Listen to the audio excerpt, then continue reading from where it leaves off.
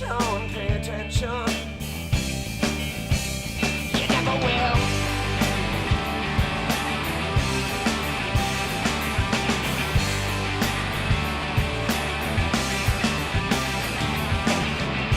I will overanalyze and fall victim.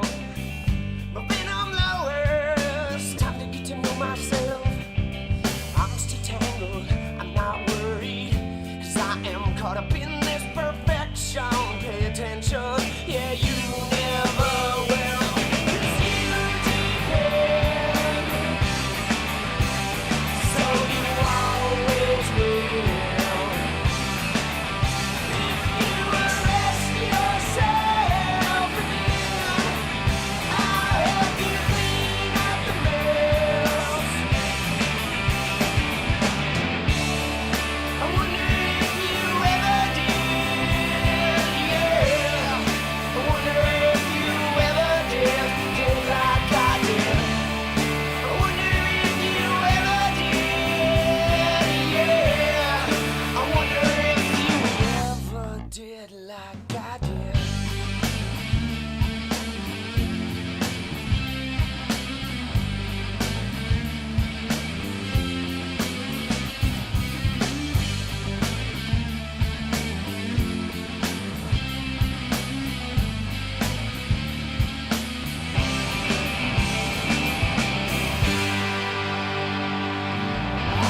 Just wanna be free, yeah, free, yeah, free, yeah,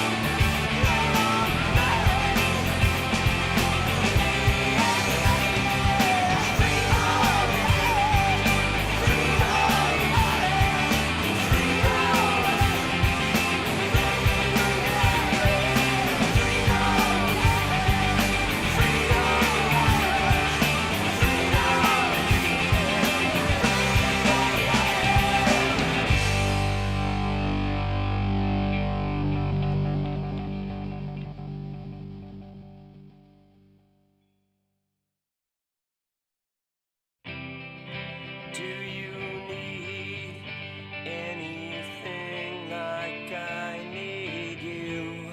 It's over. Do you need anything like I need you?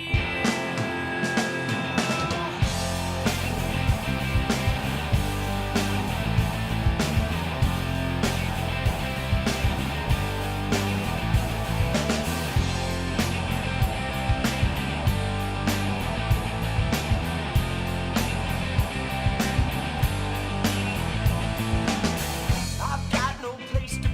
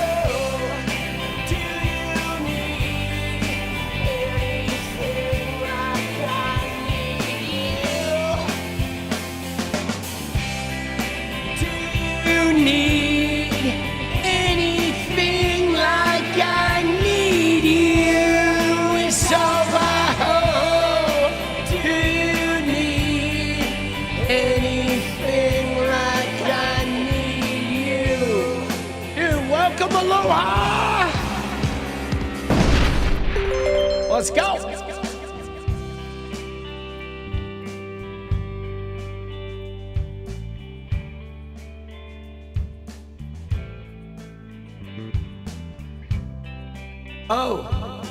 Oh, dude, crazy day, bro. Crazy fucking day. Day just keeps getting more bizarre. Fucking strange. Aloha, Mr. Hand. Aloha, Mr. Hand. Yo.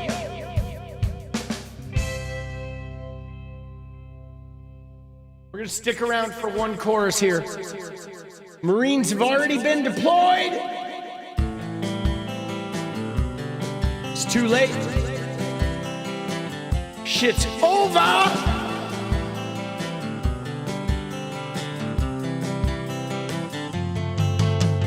Hey, I just wanna change the world. I just want the perfect girl. I'd rather be found. It gets better. I wonder. My pleasure. Together, everyone's waiting, anticipating.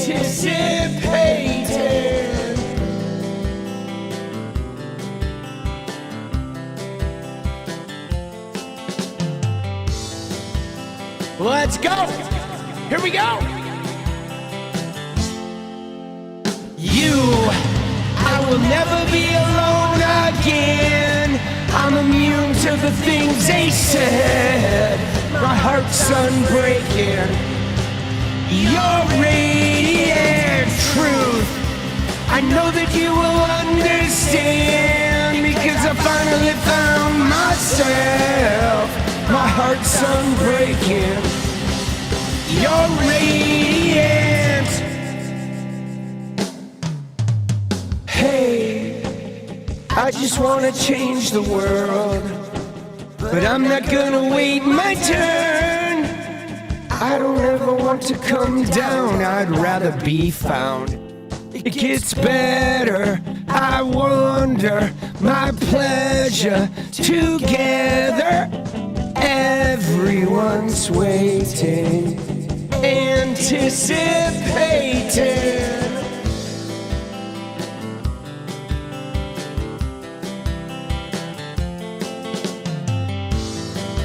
Here we go. Get ready, people. I will never be alone again. I'm immune to the things they said. My heart's unbreaking. Your radiant truth, I know that you will understand, because I finally found myself. My heart's unbreaking. You're radiant. You're radiant. All right, guys. Yeah. All right, we're gonna cut it off. I mean, I would love to go the whole song, but I feel like we need to get in here, boss, because what a fucking bizarre day we got. Dude, it's just a weird day, right? Can I just start with something fucking wild? Okay, so look at this. Let me just show you this real quick. We're going to start with just sort of the news of the weird, right? Because like I said, today has been a very weird, strange day. So let's start with this crazy shit, dude. Boca Raton mayor's race, right? Boca Raton mayor's race, Thompson versus Liebelson. Thompson wins by 1 vote, all right? Actually, it turned out to be 5. There was a recount. They did a recount, And in the end, it turned out to be 5 votes. 5 votes out of 15,000 people, dude. Right? Now, this is the first Democratic mayor in Boca Raton in 30 years, dude. 30 years. This is another, like, staunchly red area, like, devotedly red area that just flipped to a Dem in a mayor race, a local race. Again, dude, it's crazy. It's crazy because this shit keeps coming around, right? There's all this Republican propaganda. It is a mile a minute, but now we see why they're gerrymandering like an insane asylum, right? Like they're like insane people with their gerrymandering, why they are obsessive about this voter suppression bill, the SAVE Act, because they're getting flip-flopped all over the place. This is Florida. This is Boca Raton. This is not a Democrat area, okay? This is not a Democrat area, guys. But so Thompson comes in with the win. Now, speaking of craziness that is going on, okay? While he takes the win, all right, in a very, very close election, there was a recount that this guy pulls it off. There's been other weird shit going on, guys, okay?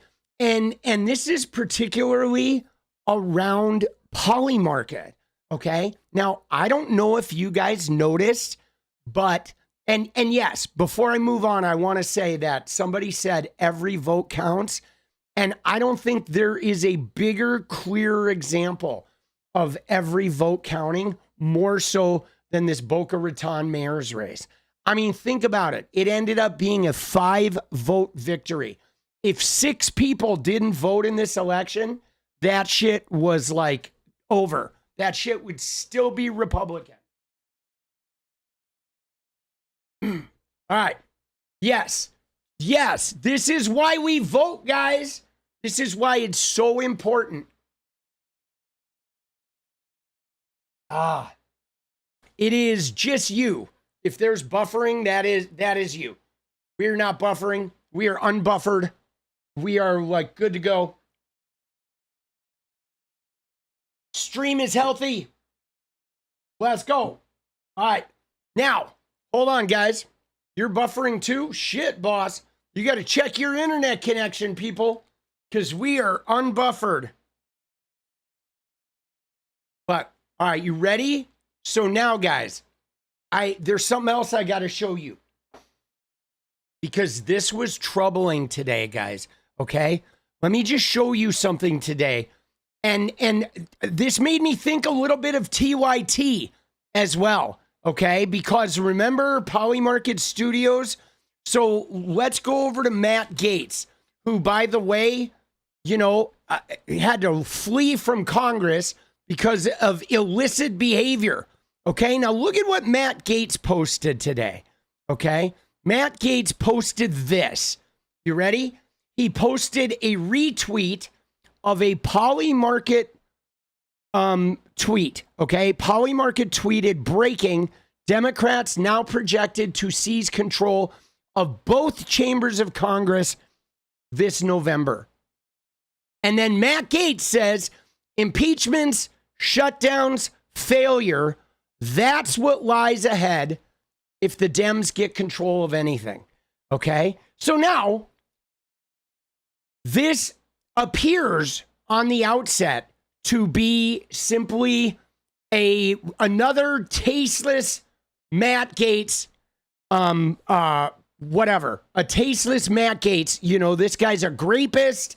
This guy is somebody who, you know, caught with a 17-year-old, right? This guy, I mean, he had to leave Congress because of his illicit behavior. And so what is he doing? He's ragging on the Dems. Oh, you can't let them get control using a Polymarket thing. But guys, you ready? Look at this. Look at that. Look at that right there. Paid partnership. Paid partnership. So Polymarket is paying people to like quote tweet their shit. Okay? Polymarket is paying people to quote tweet their shit, okay? And a rapist, by the way, all right? Isn't that crazy? Paid partnership with Polymarket. But guys, this isn't the only one, okay? This is not the only one. They did a whole campaign with this, all right? Check this out. There's another woman who used to be a left-wing influencer, okay? There's a failed actress named Angela Bel Camino, okay? She is was somebody who was a big anti-Trump person, and where is she? Angela Bel Camino. Oh, dude, she may have blocked me, right? She may have blocked me. She's gonna block me eventually. But all right, so look at hers too, right? So she did the same thing. She used to be a left-wing influencer, okay? She's a failed actress. She was a failed actress for years, okay? She was on Instagram. She was trying to be an actress. She was a massive failure. She's older, but she's not a good actress. But anyway, she was a failed actress who then became big on Twitter as an anti-Trump influencer. And then it sort of flamed out. And now she has started a YouTube podcast.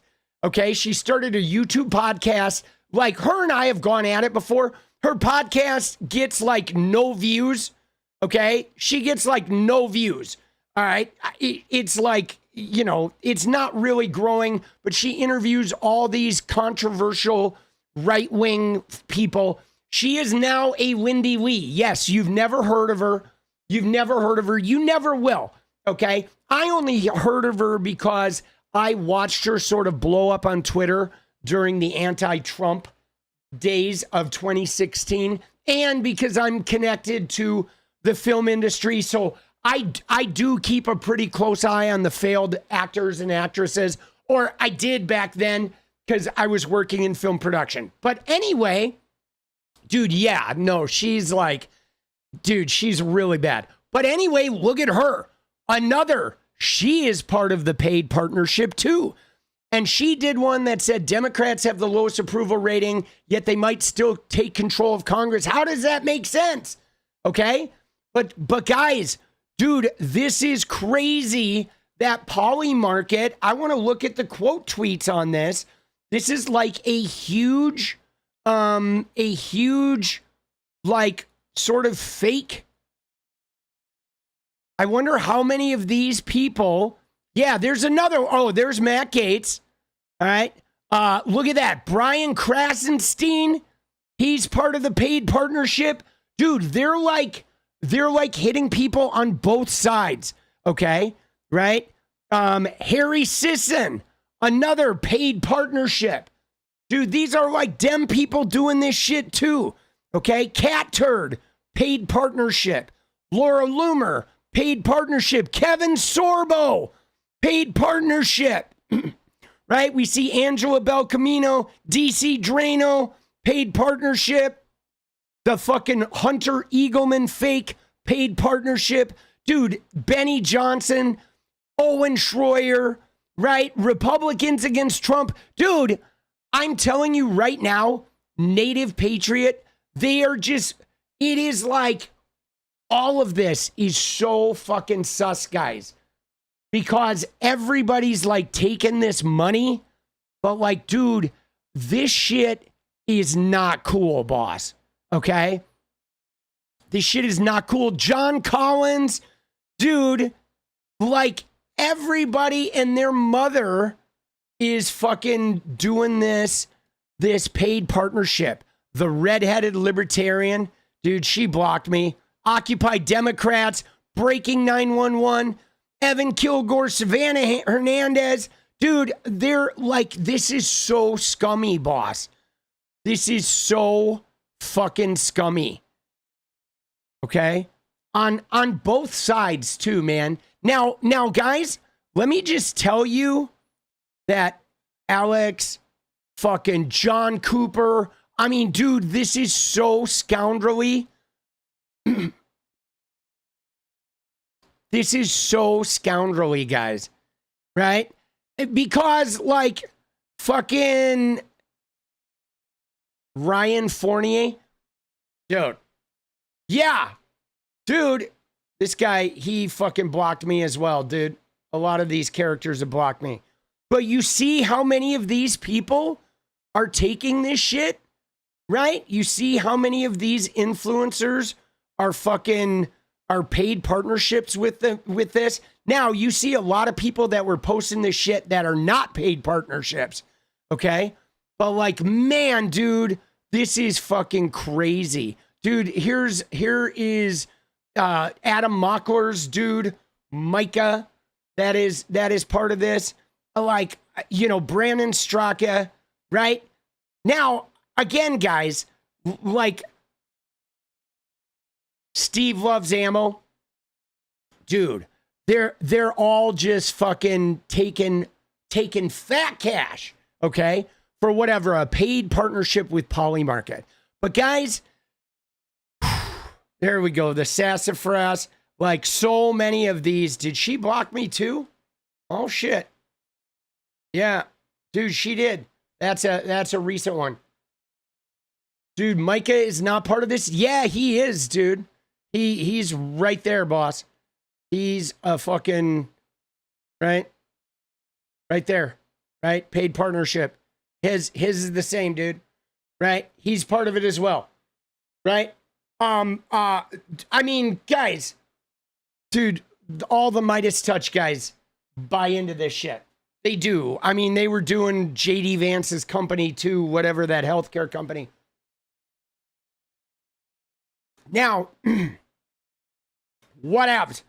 I'm a little disappointed. I guess I'm a little disappointed because I feel like these betting markets are just super problematic. They are, okay? These betting markets are like super problematic. I get it. Everyone's just trying to make money. They're fucking whatever. They got to make a living.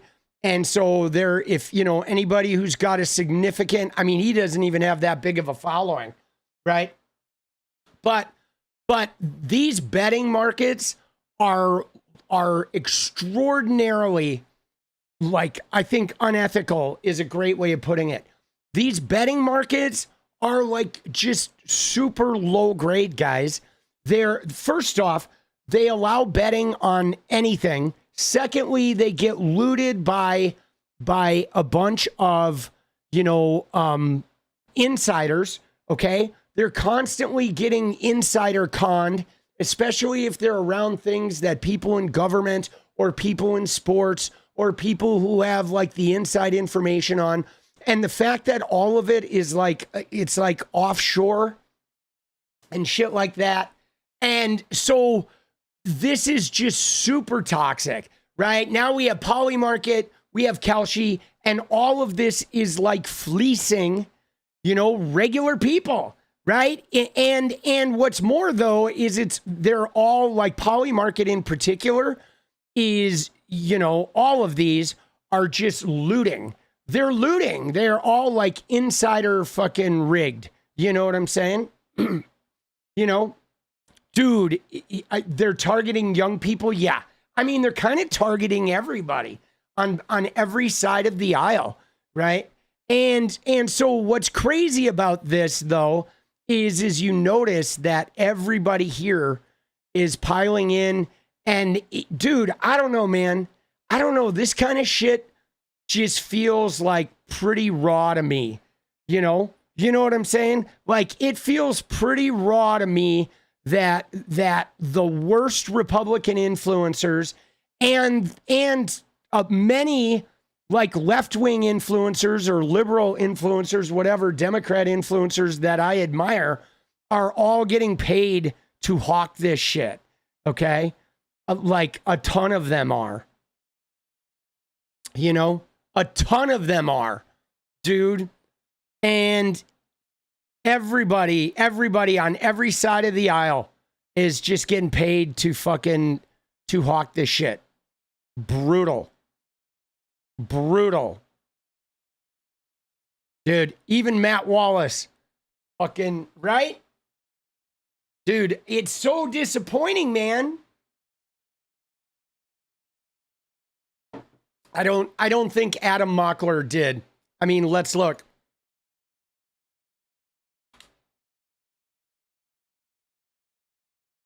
I don't think he did, though.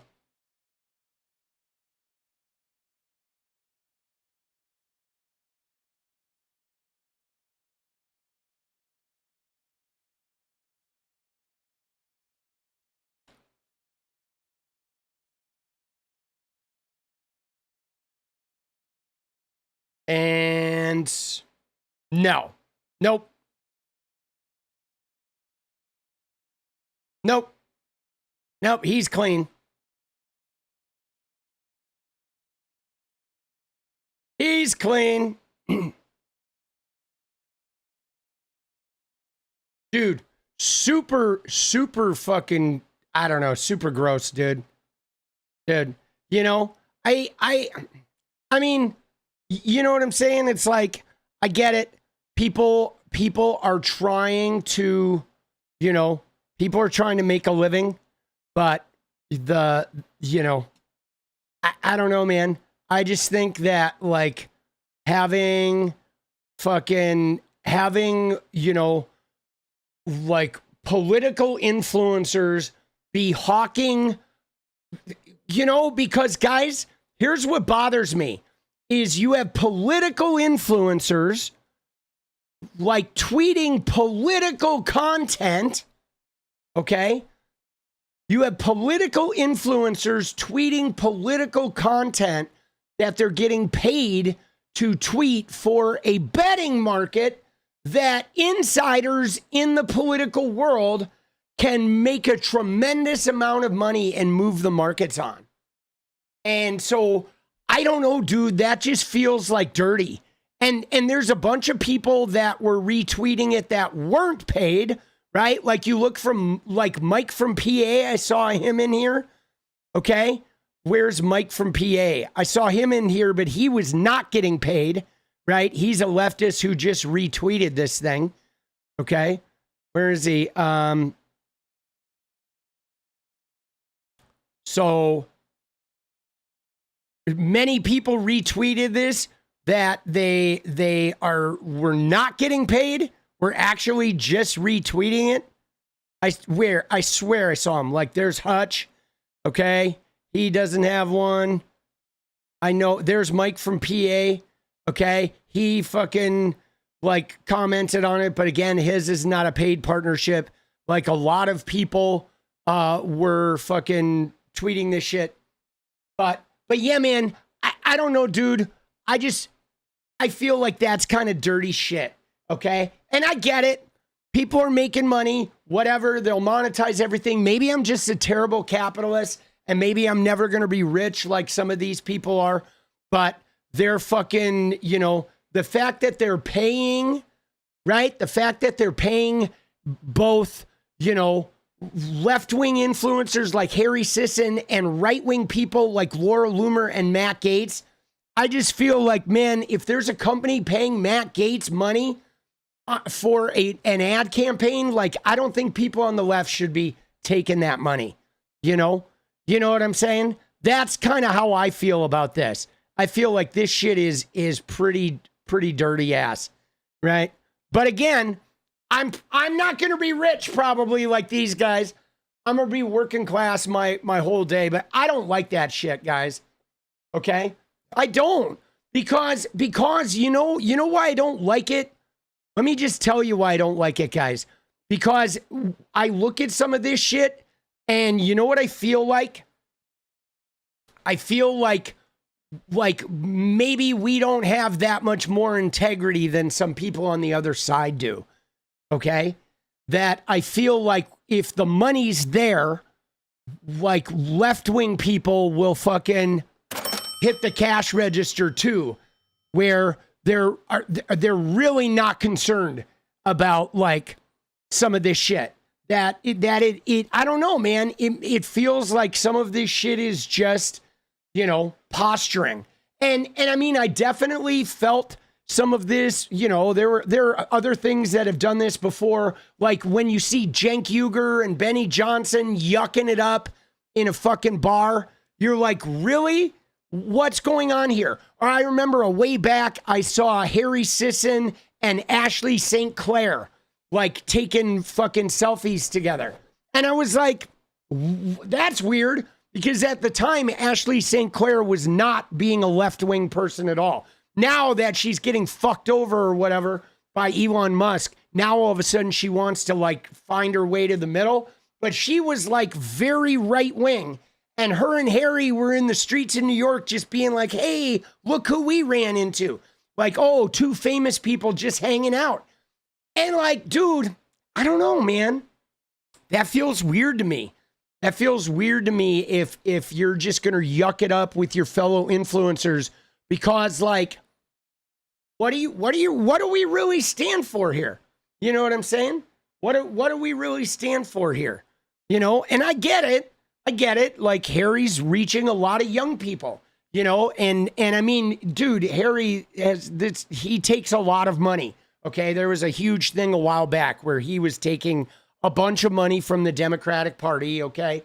He's definitely like well paid as a fucking consultant or whatever. He's like, but like, I don't know, man. There's just a lot of media people these days are paid.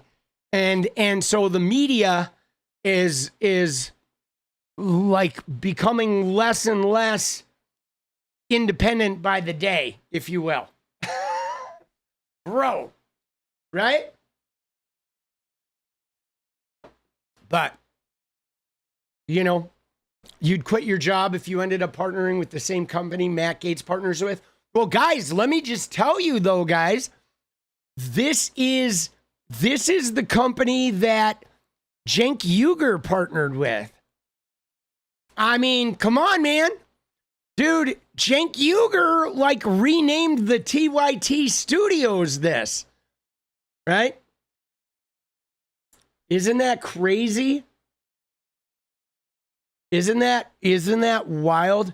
You can't believe that Katie Fang, Joy Reid, and Mehdi Hassan are relegated to YouTube while Katie Tur holds a job at MS Now. Yeah. Yeah, it's hard to believe. Right? But dude, TYT like fucking paid this shit. Right?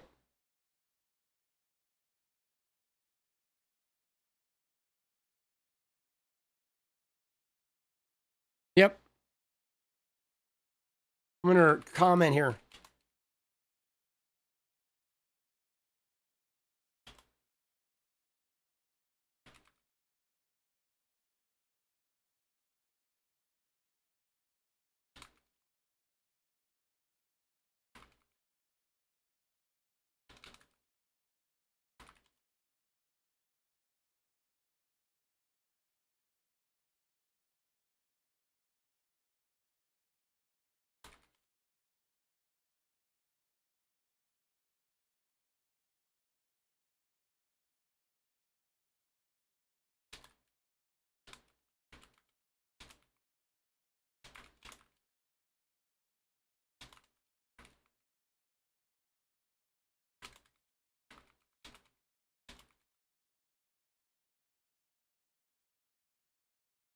There we go.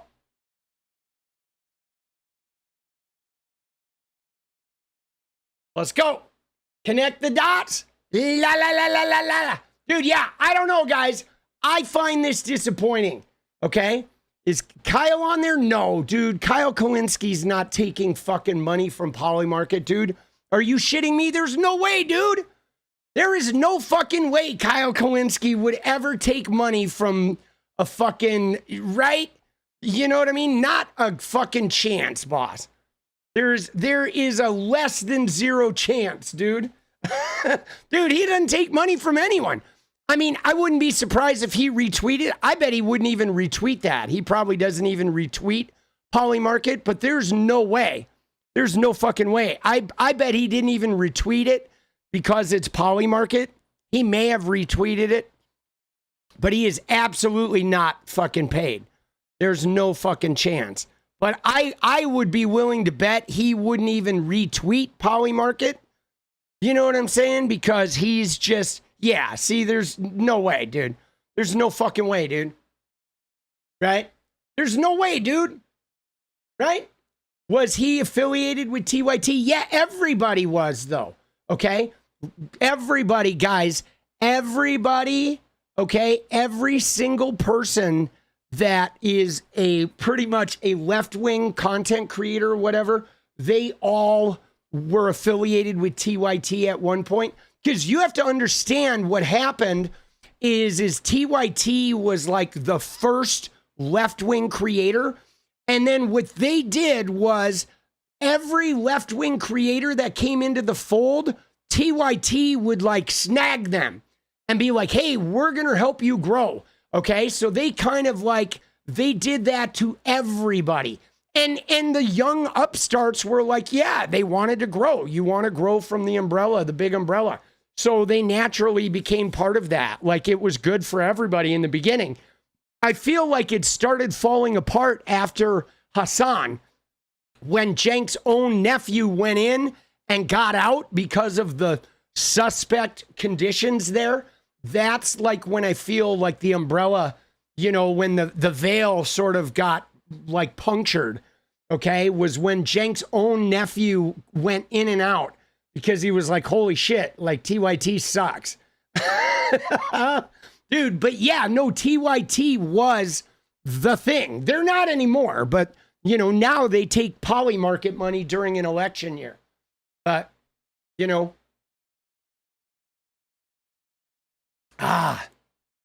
you know, but yeah, man, I don't know, dude.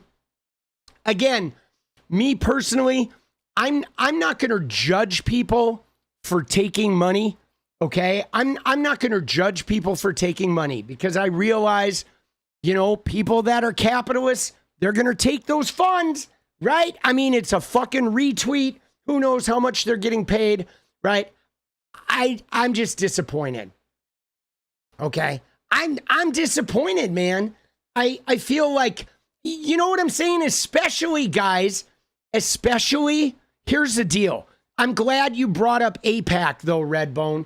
Because I am disappointed because I feel like if you're taking AIPAC money, right? If you are against AIPAC money, I don't think you should be taking Polymarket money. Okay? I feel like those things are practically the fucking same, man. You know what I'm saying? Like, I don't know how you can take Polymarket money and then talk shit about AIPAC or other super PAC money. Because Polymarket is as dirty as AIPAC as any fucking PAC out there. Like, you know what I'm saying? Like, how do you do that? How do you take money from Polymarket and then, you know, the next tweet you're condemning like AIPAC people? You know what I'm saying? You know what I mean? Like, that's just fucking weird to me, boss. I feel like that shit is pretty bizarre, right?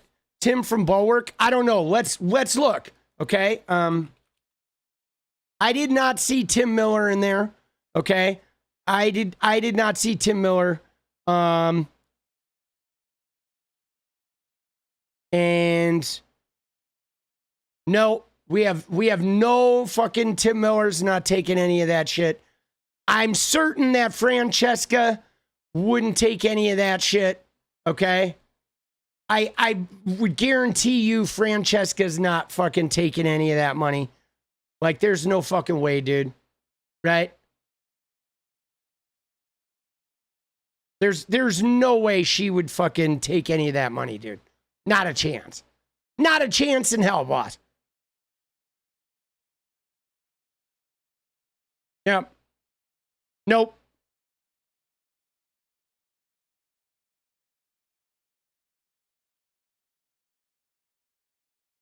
Yeah, there's no way, dude.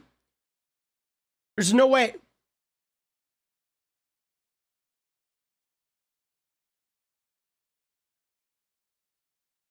Yeah, there's no way, dude.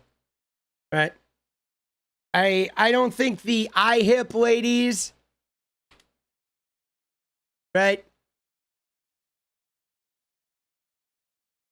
I don't think they would either. Dude, what's their fucking...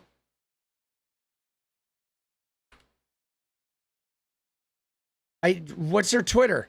Oh, is their Twitter just their own personal Twitters?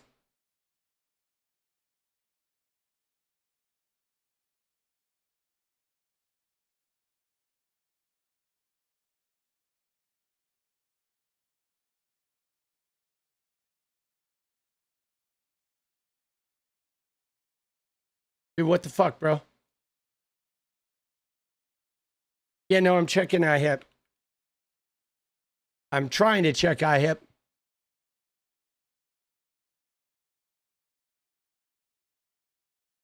Oh, I've had it podcast.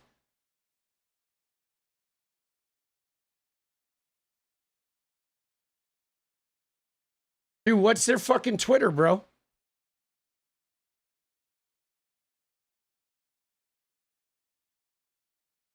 Why can't I find their Twitter?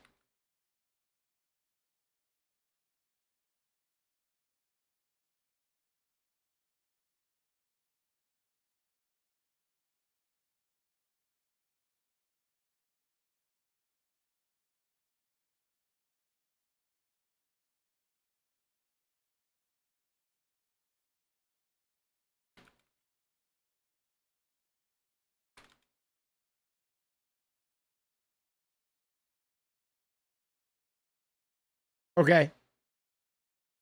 There we go. Oh, dude, did they get rid of their account? Did they get rid of their Twitter? I think it's gone, dude. I think it's gone. Yeah. It looks gone, right?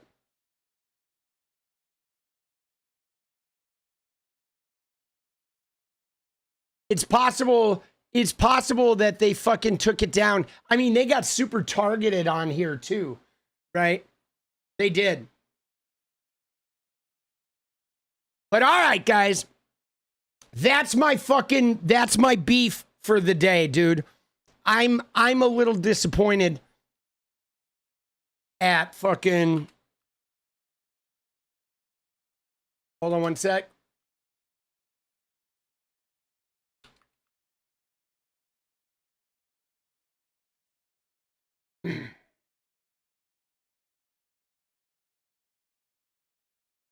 Uno momento.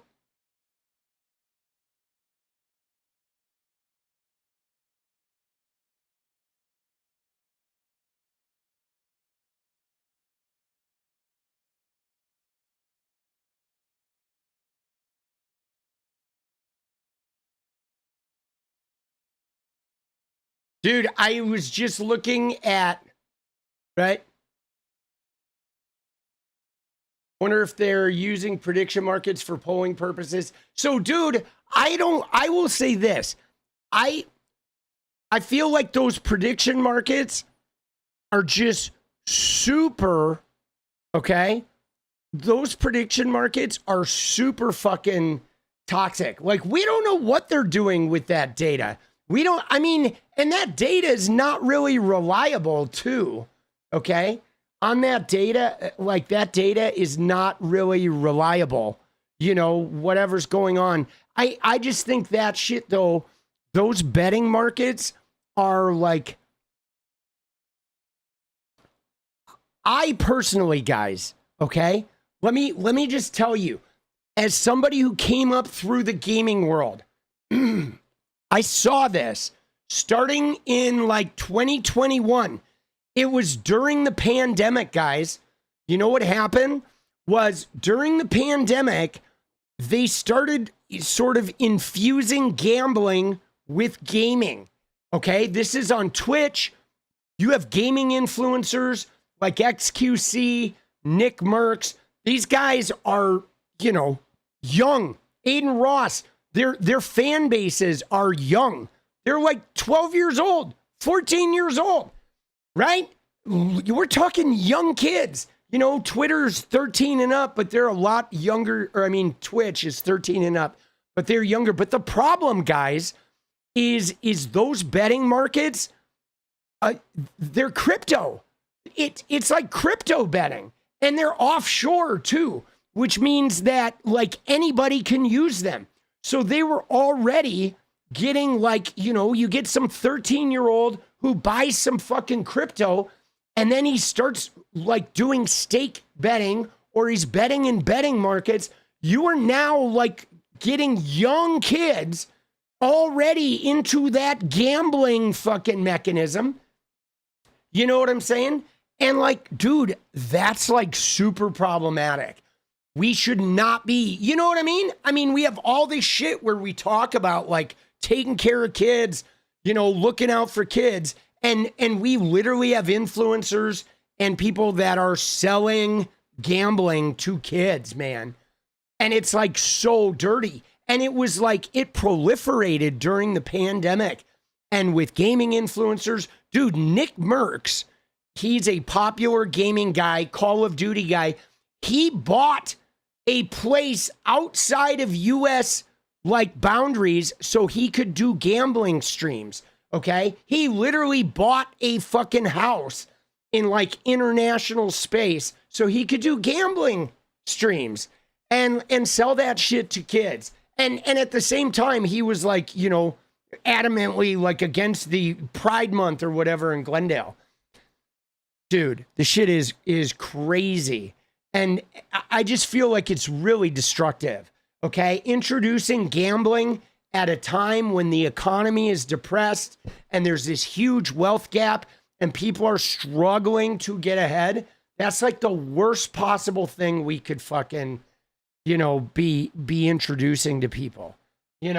I think it's irresponsible. I don't think people should take money from Polymarket and shit like that. And what's more, I think we should shut those things down, dude. I think those like betting markets need to be illegal here, right? Yeah, no, you can bet on anything now. And just tell me if I'm wrong, guys, but has sports betting like ruined sports or what, dude? Tell me that sports betting hasn't ruined fucking sports. I swear to you, ever since sports betting showed up, sports are like, the games really feel more rigged now than ever,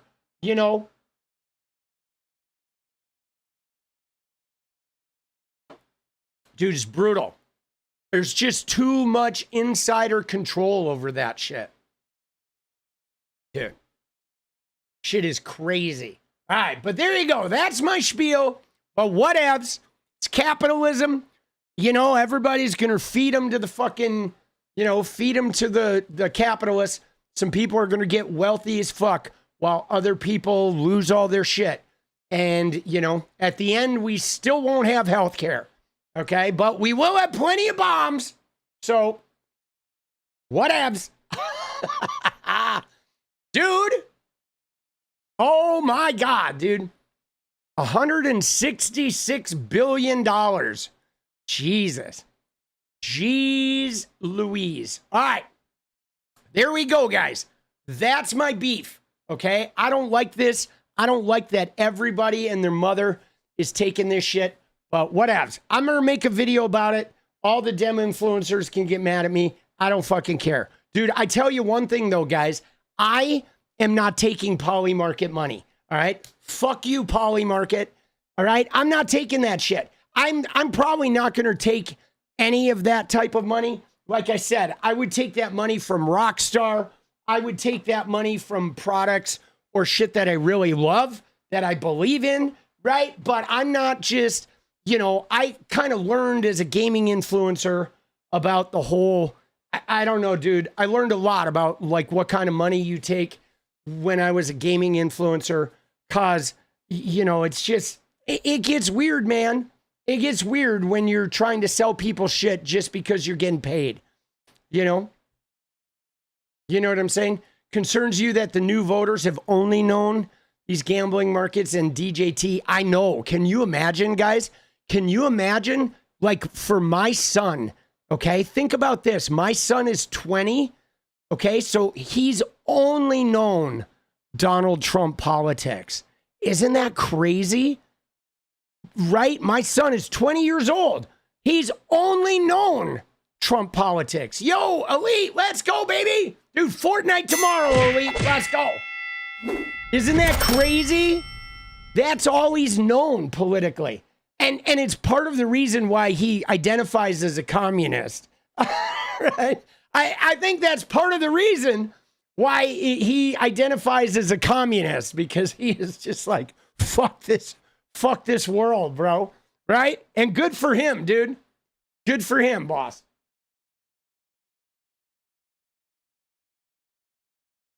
Dude. You know, but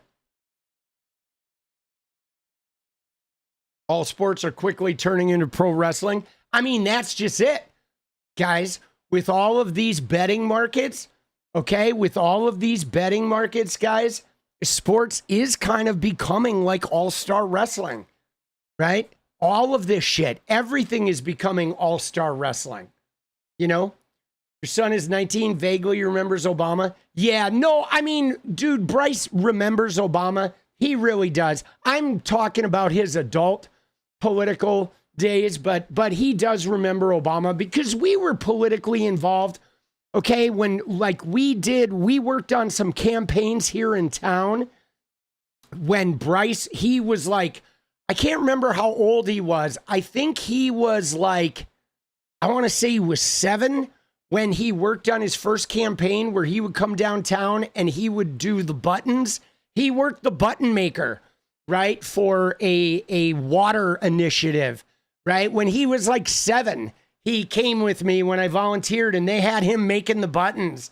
Dude, so he was politically around, right?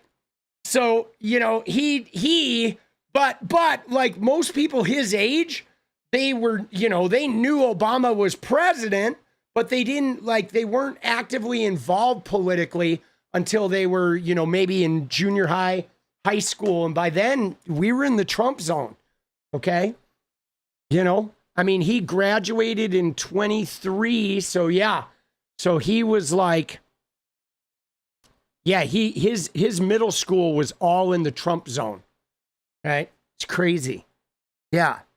All right. But now transitioning here, let's pivot.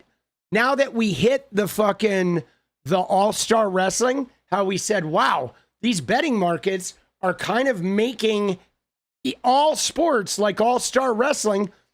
Can we just pivot to America being a laughing stock? Guys, I am so embarrassed for America. And you know why? It's because of the Jake Paul, Donald Trump interview, guys. Okay? This is like, I feel like this is an absolute low point in all of fucking, I'm going to go ahead and just download the file. But this is an American fucking low point, guys. And you know why? You know why, guys? Let me just tell you. Hold on.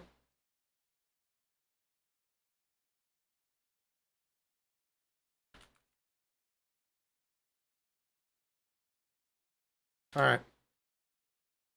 So here's why, guys. Because this is Donald Trump's first interview since the war. Okay? Donald Trump has launched our country into a major conflict that is affecting the global fucking, right? It's affecting the fabric of the entire global society. All right? You look at oil prices right now, dude, they're back up to almost 100. Okay? So Donald Trump launches us into a fucking global chaos, potentially like World War III type thing. We don't even know exactly why he did it. Some of the information around this is really shady because they're saying, oh, he had a feeling we were going to be attacked, or they did it because Israel was attacking, or we know it has to do with oil. Now there's some intel that has come out that has shown that they weren't expecting the Strait of Hormuz. They didn't have a backup plan. I mean, there's a lot of chaos. So Donald Trump launches America into a war There's Marines going over there right now, potentially boots on the ground, elevates the gas prices for the whole world, disrupts the entire worldwide economy.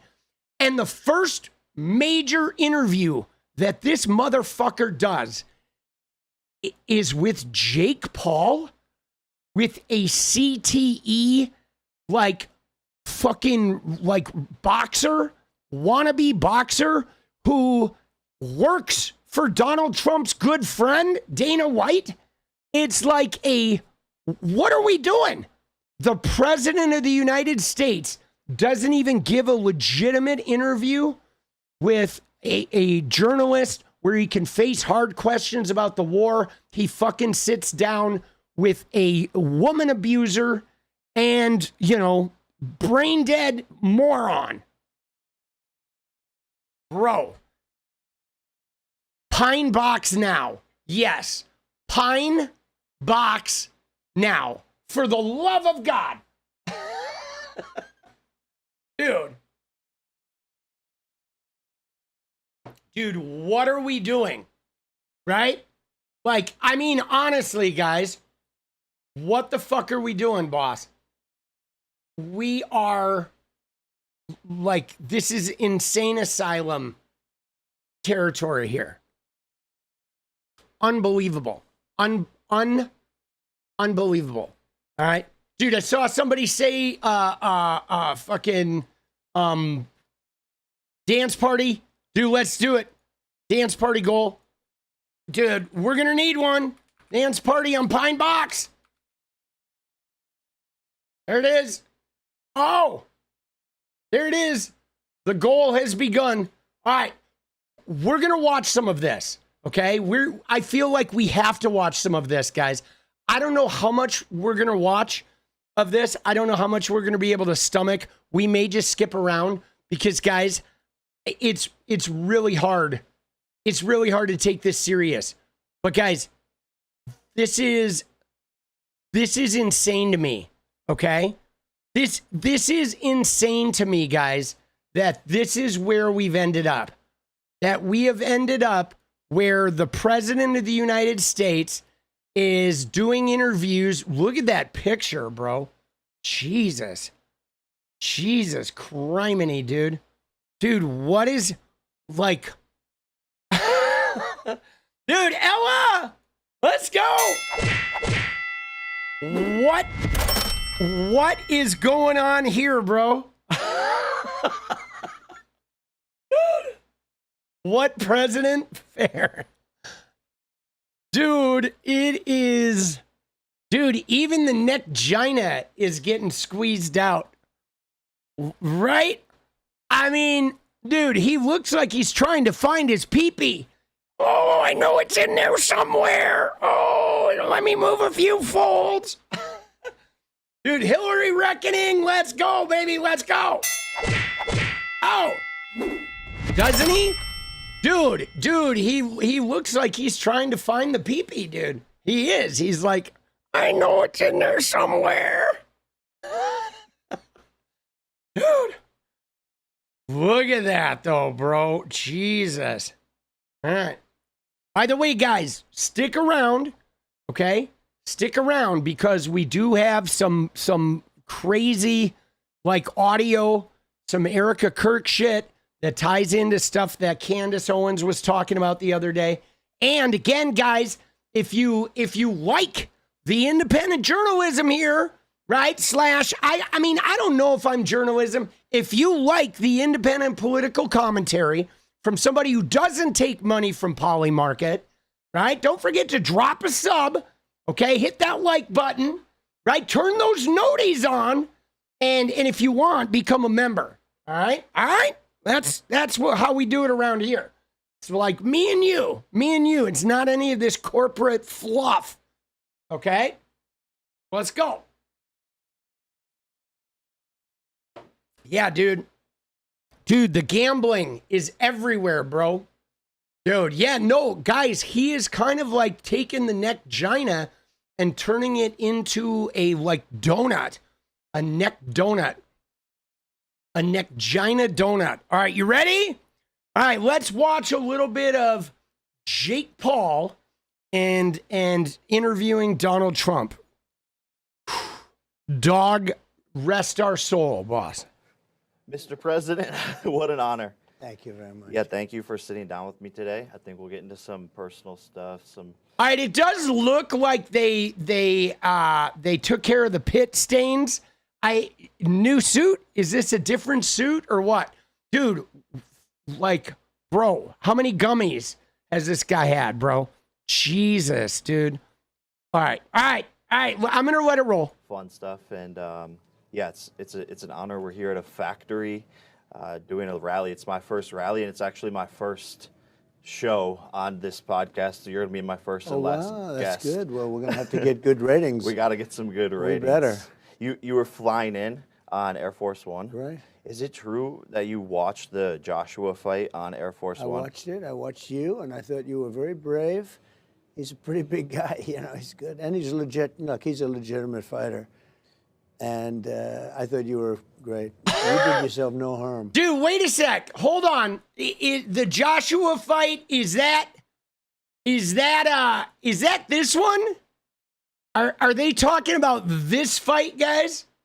Is this the Joshua fight when he was like, please don't hurt me? Right? Oh shit. Dude, yeah. I watched that on the toilet, boss. I was fucking, I had the trots when I was watching that fight. That's about all that was worth, right? Oh shit. You see that? He's a legitimate fighter and you are a pit-stained loser. Oh shit. No. Other than your chin, maybe. Other than the jaw, which is healing. How big is the TV on Air Force One? That was Good. what I was... It's good. It's good. The best you can have, I tell you. You know. Dude. America, bro. The first major interview with the President of the United States since we invade Iran. And the question is, how big is the TV on Air Force One? Oh, it's great. It's the best you can have. Dude, what the fuck are we doing, bro? I want out of this country. Get me off this planet, guys. Yeah, dude, if anybody is going boots on the ground in Iran, can it be these two jagoffs? Please. Bro. Like, this is so embarrassing for America, dude. This is our country now, guys. This is where Donald Trump, what he has reduced us to. Oh my God, dude. They view it as cost is no object, right? But it was good. I got to see that. I really watched it. We had a whole plane full of people watching you. And, you know, if size mattered, then I said he's going to be in trouble. And they say it matters. I got into the ring with him, and I realized he was much bigger than I thought. You didn't see that like at a weigh-in or No, anything? not at the weigh-in, not at the press conference. And then I got in the ring. I just saw his size, and I was just like, okay, this is going to be a tough night. So who do you fight next? It's a good question. I think Francis Would Ngannou, you ever fight him again? No. No, I don't think so. I think I need to go stay at my weight class. I think so, right? Maybe doing some MMA. We're promoting fights now on Dude. Netflix. We got Ronda Rousey versus Gina Carano. Maybe Usyk in MMA. Francis very good. Ngannou, Ryan Garcia. Maybe Dude, Tommy this Fury. is a humiliation ritual, dude. Dude, they're all, oh yeah, the whole cabinet's got their Florsheim shoes on. There's a lot. Who would you want to see me Say, fight? Well, I probably Khabib. How about Khabib? I'm down. You know? Dude, I want to see fucking Jake Paul and Benjamin Netanyahu, Donald Trump, and a polar bear all fighting, right? Till last man standing. Dude, you're saying this was before? No, dude, I think this was after. I think Marco Rubio and fucking JD Vance were blow drying, dude, Jake Paul's pits, boss. I'm telling you guys. I think he's been just great. When they say who is the best of those, I mean, I've had a lot of fights. I've had Mike Tyson and a lot of them. That was great. Have you ever been in a fight? I heard a rumor about you like helping Kobe one time at a game. Is that That was a a true long story? time ago, right? That was a, Is this a yeah, true story? Well, it wasn't a fight. I was breaking up a fight, Okay. which sometimes is more dangerous than being in a fight, right? Oh, But Jesus. I like Kobe. Kobe was having Dude, a hard time with somebody, and it worked out fine. I heard a rumor that a pine box is on the probably not way. a smart A thing to couple of do. pine boxes. Historically, it's never good to break up fights. Yeah, I try to de-escalate situations a lot. But you're gonna be at UFC 250. I will be. It's going to be amazing at the White House. And Dana's a great guy. He's a good fan of yours, you know. Yes. But Dana's a good guy, the best. I mean, there's nobody like him. And he had the idea of staging it right at the front door of the White House. We'll be right in the front door of the White House. And he's got a tremendous card. Dude, the fact that they're having a UFC fight at the White House is like, dude, bottom of the barrel, boss. I don't Jesus. even know if it's filled out, but I just saw it, and it looks like it's going to be, all top guys. They all want to fight at the White House, so it's going to be in honor of the 250th year. So it'll be great. No, I'm excited. I'm excited to see Sean O'Malley. He's the homie. Oh yeah. He's a great Pine and box. that's what I wanted to ask. You went from boxing promotion, Pine apprentice, TV shows, and then eventually, obviously real estate, and then eventually was like, okay, I'm gonna go into politics. How did that transition happen? Because like I see myself wanting to get more into this world. I believe it's the biggest way to create impact. And Oh my God, dude. Dude, here we go. This is Jake Paul. Now he wants to go into politics, right? Two jackasses with power and money, neither deserves. I'm longing for the pine box solution. We all are, Josie Ann. Dude, thank you, Ella. Dude, here's Jake Paul, guys. Here is Jake Paul, like, oh shit. I want to go into politics. Now that I know that brain dead grapists with no talent that are fucking total fucking assholes can win this shit. I want in there. I want in there too. change Would in you America. ever run for office? I think so. That's what I'm asking for some advice. Like, how did you make that transition, and was it hard? So, yeah, I don't know. I had to do it. It's hard. A lot of people talk about it. You had to do it. And I had one shot left because you get to a certain age, you have a few years left. You got about 40 years to make the decision. But I had one shot. The timing was good. But if I waited longer, it wouldn't have been good because of the clock, the famous clock. Yeah. Father time. Yeah. And so I had to make a decision. Do I do it? And Dude, can we get that clock to like, yo, father time? Oh, can you speed it up, buddy? Come on. Dude. I made it, but I was thinking about it for years. I used to talk about it because I was well known. I was very well known. I was successful, did well, loved real estate. Then we had The Apprentice. Mark Burnett was great. And we did, I did lots of #1 bestsellers. My books were all bestsellers. And I see we have magazines. I was on this magazine so much. I'm looking at that picture. What are you doing to me? Show me that picture. This is the coolest magazine. Dude, Jesus. Dude, bring in extra pine boxes. Yes! All right, guys. We're almost there, dude. We're almost there. Cover of all time. Yeah, well, it's like... Was it like hot on your ear? Could you feel the bullet? You had that throbbing feeling. You knew there was something. It was a bloody mess. What happens is, well, you know this better than anybody. The ear bleeds more because I said, why is there so much blood? And the ear's a big bleeder, having to do with cartilage. I didn't want to go into it too much, but it was bloody as hell. So when I checked, I put my hand up. I said, I brought it down, and it was loaded up. Oh. So I said, that's either the biggest mosquito bite in history, or I just got shot. Oh. And that was not a pleasant experience. Oh, yeah. My adrenaline was pumping. I'm sure your adrenaline was pumping. Like when my jaw was broken, I just couldn't really feel it. Oh, so that you much. knew that you had a and you didn't. No, my brother told me. I was talking to him, and my teeth were like in the center of my mouth, and he was like, "Yo, I think your jaw is broken." And then I like grabbed it. And But when he was realized- hitting you, you didn't feel the. it was the extra last punch. It was where the he hit last me. punch? Yeah, the very last punch of the. Dude, he got his jaw broken. Dude, Jake Paul did. What a fucking idiot, bro. Jesus, dude. Dude, this is like fucking Dumb and Dumber and Dumbest. Dude, stop the stupidity. Let's go. Dude, Gen W, let's go. All right, guys. We need 23 and 16, baby. Let's hit it up. Dude, yeah, Trump, I still feel like Trump's shit was fucking staged, boss. You know what I'm saying? Like, I don't know, dude, that Trump ear thing, fake. Oregon represent, let's go crowing. Dude, it felt pretty fucking staged. Dude, Anne-Marie, let's go.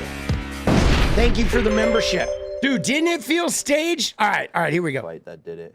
So that's when I like went to the floor and was like, whoa. Was that hard to recover from? Yeah, it's still healing. It's still healing. Yeah, I'm not able to fight till later this year. Will that heal perfectly though? Eventually. Hopefully. It won't have lasting impact, right? I hope. No, I think it'll be able to grow back stronger. Hopefully, so. It's amazing because I've known a lot about fights. I've hosted a lot of fights over the years, and it was amazing when you started doing this. I said, it's not possible I call it a civilian, for a civilian to beat a professional boxer, because I've seen, even if they were much older, because they've been the best fighters and all, and at first I said, well, is this really happening? Because you were beating guys, UFC guys who weren't retired that long. Yeah. And I just didn't think it was possible. And then I realized, you really are the real deal. The one problem is this last guy was so big and talented. Didn't he win the Olympics? Dude, again, this is the first interview after Trump attacks Iran. This is what we get, dude. Shin Godzilla, let's go. Fucking brutal, dude. Hopefully this next fight, CTE wins. Big Mac for the win. Yes, dude. Disturbed. I'm with you. Dude, I mean, I know they're going to get to some questions soon.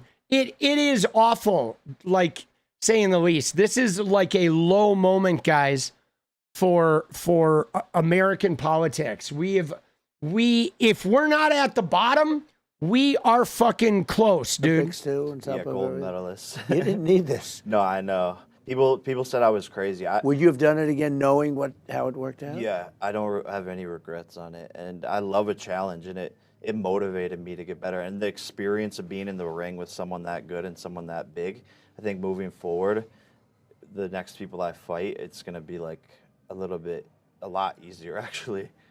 So I think it was good experience. But I think that's defying the odds, which is like what you've done as well. When everyone says you can't do it, do you have advice for younger people for going against the tide, going against the wind, and just Well, the biggest victories are when you go against the wind. Yeah. Right? Go against what everyone thinks like can't be done. Those are the biggest victories. They're usually the most lucrative too, even in business. When you hit it, it's a bigger hit. But like, I just said I'm going to do it. I was thinking about it for so long, and sometimes people would say, like, you ought to do it, or don't talk about it. My wife actually said, do it, or don't talk about it. I'd watch these guys, and like at debates, I'd say, I could kill him. I mean, that guy's nothing, like you. That guy's nothing. Yeah. And I said, I could, there's no way he could beat me in a debate. And she said, all right, so do it, or don't do it, but don't talk about it. Yeah. And I actually said, I wasn't sure if I liked that too much. But she would actually say, our first lady is now a movie star, okay? So on top of everything else, she's now first lady and a movie star. Dude, first lady's a movie star with that movie that was making $58 a day in the theater. Like, bro, oh my God. Yeah, big old movie star, big old, don't forget to scrape the movie star off the bottom of your shoe on the way out. All right, after you step in it. Doc. The #1 movie, can you believe it? Oh, the #1 movie. Hold on. Dude, we have to have a live fact check here. All right. You ready? You ready? The #1 movie. Hold on. Let's see where that movie finished, guys. All right, here's where Melania's movie finished. This was week 2, boss, in the theater. It was $83 per theater and down to $58. 2 weeks in, it was making $50 per theater. Dude, That's bad, bro. That is like the biggest drop off, right? That first weekend when you know Amazon was buying all those tickets, boy, it sure looked good for that first weekend. 2 weeks later, that thing, like, I spent more money on popcorn than they were fucking making with her movie, dude. But she'd say, do it or don't do it. It's okay, but don't talk about it. And if you do it, you're going to win. You know that, don't you? I said, no. If you do it, you're going to win. But do it or don't do it. It's okay. Either way is okay. Yeah. So you have to do it. And like you said, you have that little bug, and it is a bug. You know, being a politician, it is a bug. I think there was nothing like in history when I won the first time. You know, it's that was the most unbelievable thing. And then coming back, some people would say it was bigger than the first time. I got cheated, and the second, I did great. It's like somebody cheating in a fight. Dude. And it's coming out. All that He's stuff is coming out still, now. you didn't get But cheated, in a way, you it made sack of the shit. Second victory bigger, much bigger. And it was just, you know, it's a great feeling. Winning is a good thing, you know, winning, and whether it's in politics, whether it's in fighting, winning is amazing. Yep. There's no feeling like winning. Yep. And most people don't think they can win. Most people, I actually think some people don't want to win. You understand that? Yeah, they don't want to wanna be win. victimized and feel They bad wanna for be- yeah, they wanna- themselves. This weird thing going on.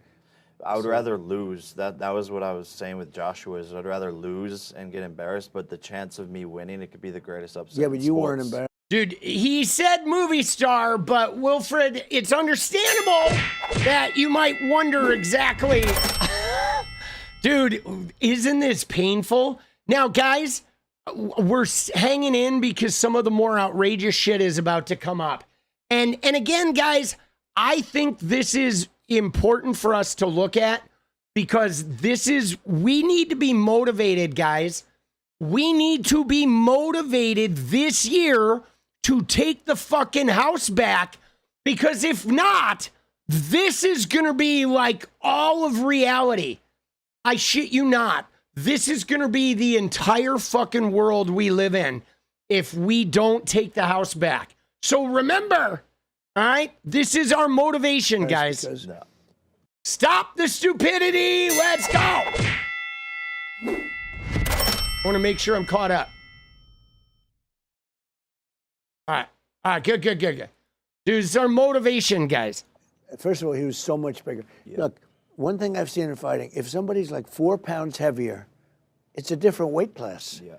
And it's hard to beat somebody that's even a little bit heavier. And you've, with a guy that was like 60, 70 pounds heavier, right? At Yeah. least. No, exactly. So it's, you did, I'm proud of you. Thank you, man.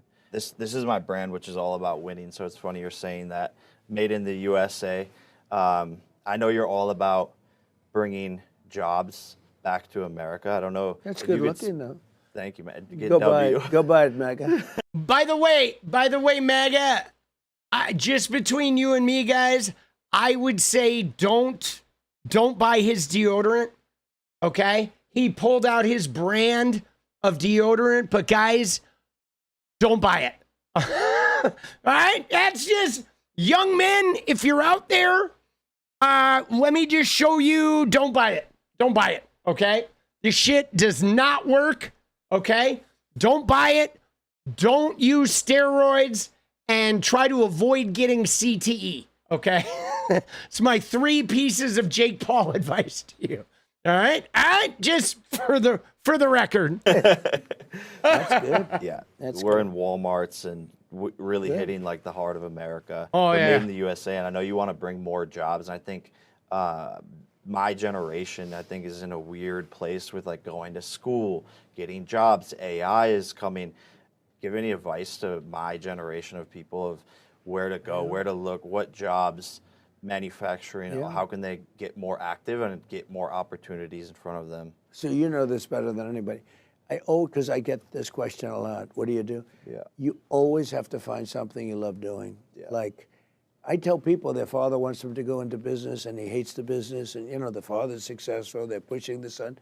you've got to do something you like, or you're just not going to be successful at it. If you don't, with that being said, try and like something that's where there's a future. Like the hot thing right now is AI. Yeah.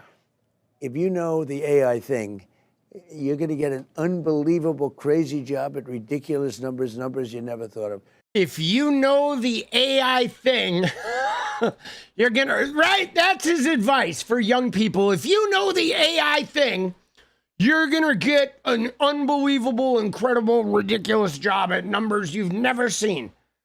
Dude, what the fuck does that even mean, bro?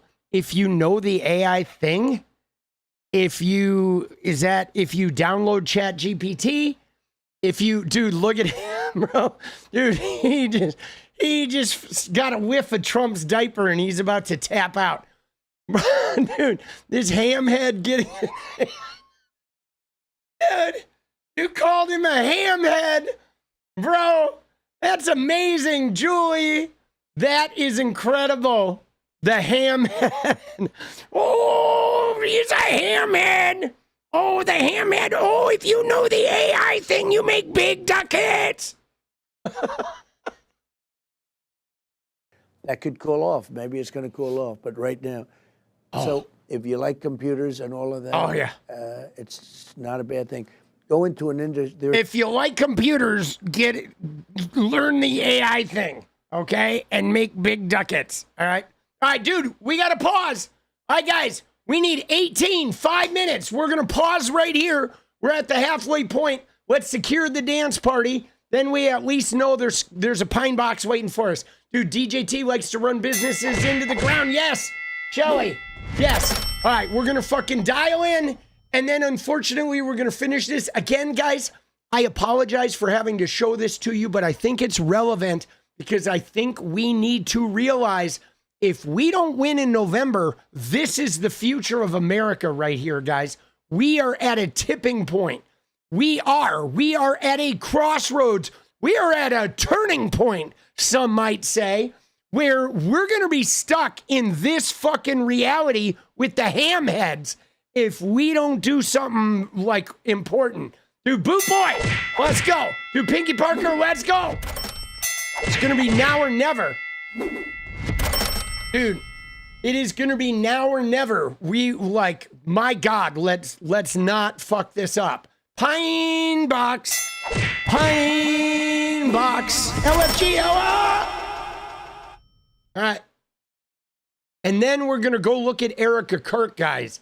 Because, dude, Erika Kirk, Jeffrey Epstein, dude, I mean, there's some audio going around. This shit is not looking good. All right, we need 14 and 4, baby. This is it.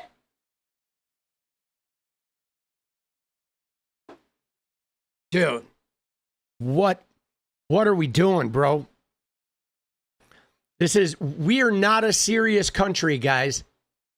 We are not. We are not a serious country anymore. 14 and 3. Oh, shit. Here we go. Dude, hamhead.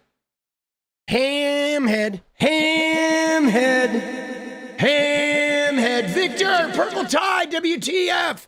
Let's go.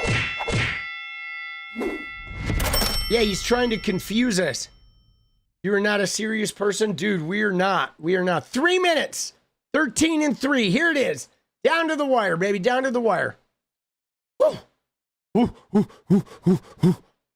is it Friday? Oh, shit. It's Friday night, boss. Dude, ham hocks in the pine box, bro. Dude, let's go Sinful. We need many pine boxes. We do. We need a fleet of pine boxes. Uh-oh. Dude, 12. Dude, let's dance in hope of pine box. Let's go, Redbone. Dude, we got 11 and 2, baby. 11 and 2.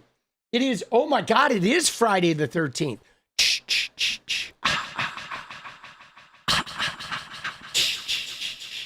Dude, I love that movie, dude. Pine Box Dance Party, Pinky! Let's go! Dude, PK, let's go, baby. Appreciate it. Dude, MJ, happy Friday!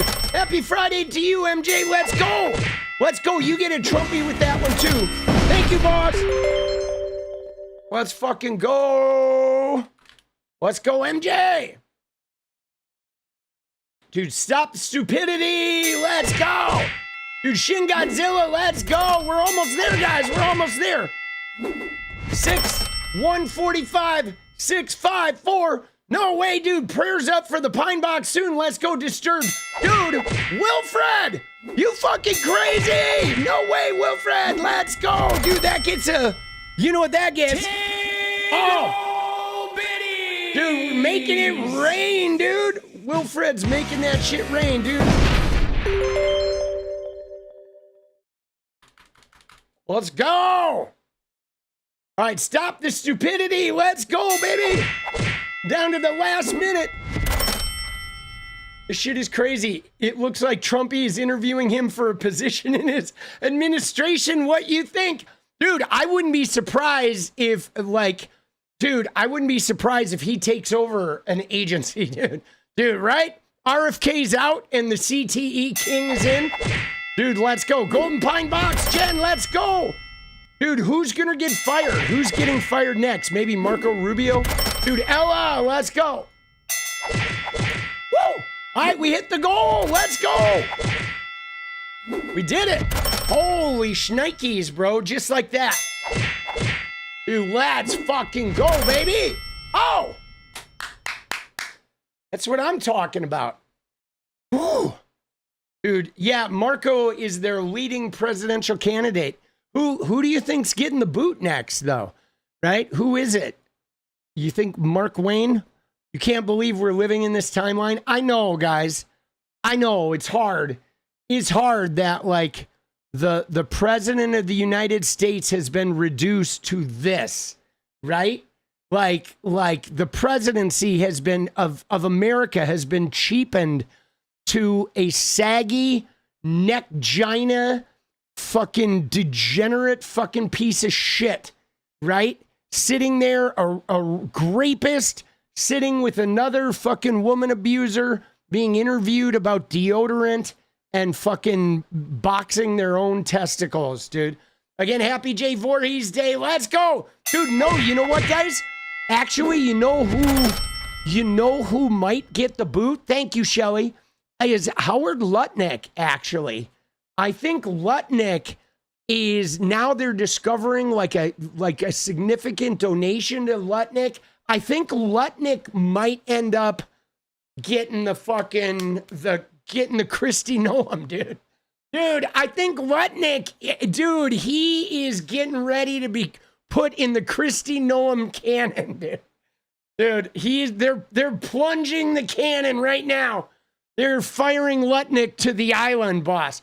I remember when presidents used to be respected. Me too, Jen. All right, guys. Again, we are just a few minutes away from the Erika Kirk audio. All right, I'm going to let this play. Let's burn through this. Let's just rip the Band-Aid off and get it over with. Some industries, retailing's always tough. There are some industries that are tough. If you love it, do it. But if you can love something with it where it's got a lot of potential, you're much better off doing that. I have friends that are really smart. They went into businesses that are very, very tough. And they lost, they work. They're smarter than other people I know, but they're in the wrong industry. By the way, hold on. I know I said I'd let it play, but they were talking about AI. I have one other thing that I want to say about AI, guys. And you ready? Yeah, his job advice is terrible. But there's literally, and I know some kids who did this, for like 15 years, they told young men to go into programming, go be a programmer, go get your programming degree. And I mean, young men by the hundreds of thousands went to college, racked up 150 grand in college fees, right? Student loans to get a programming degree. And now AI is like decimating that job market. And like, so they literally fucked them so hard. Okay. So I really don't know. Like, I don't think there's a bright future for like millions and millions of like computer programmers anymore, guys. And there's, you know, Trumpy has no real friends. Indeed, he doesn't. I mean, those guys got fucking destroyed, bro. Destroyed, right? And you know the bubble's gonna burst at some point, right? You know it is, dude. Still non-software development tech fields like cybersecurity. Yeah, well, I think you know what's growing. What's growing is surveillance, okay? If you really want to know what's growing, surveillance, I feel like, is growing. It's going to be, right? Jesus. Dude, what are we doing, bro? What are we fucking doing, boss? Like, ouch. Yeah. If they were in the right industry, they'd do much better. So try picking something that's got potential, and you have to love what you do. Yeah. That's what I've always told people is like turn your hobby into your job. I mean, me and my brother were filming videos and look at, where it's gotten to today and just When did you know chase you that. were going to be a fighter, though? Wasn't that later? It was later. I didn't start fighting until I was like 21. Basically, these other YouTube kids started talking smack and sort of like you with the debates. I was like, I can beat this kid up. Yeah, right. And so I just started training overnight to become a fighter, and I fell in love with it. And it actually became my top priority. But did you build up, or were you always like a very strong guy? I was a strong guy. I had athletic background, Ohio Division I football, Division I wrestling, played sports growing up. So I definitely had that athletic prowess. Dude, but at he the had time, the I was like, on Disney pre-CTE. Channel, so I hadn't been training for a long time. Dude, he's not even a good boxer, dude. He's like an influencer boxer. This guy. He's not even good, dude.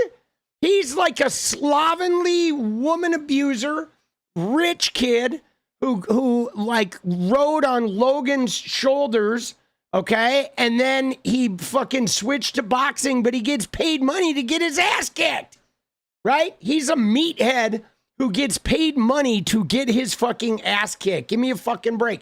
Dude, literally, you give me $1 million, I'll go get in the ring with that fucking guy. Come on, dude, I can get knocked out too, bro. For $1 million? Give me a fucking break, dude. You can break my jaw for $1 million. Come on, dude. Easy. So it definitely took me a little bit to get back into So it. your brother's a great guy, too. And it's sort of similar. I mean, it's very unusual. And he's a good fighter. Yeah. Who's a better fighter, you or him? I am, sir. I am, sir.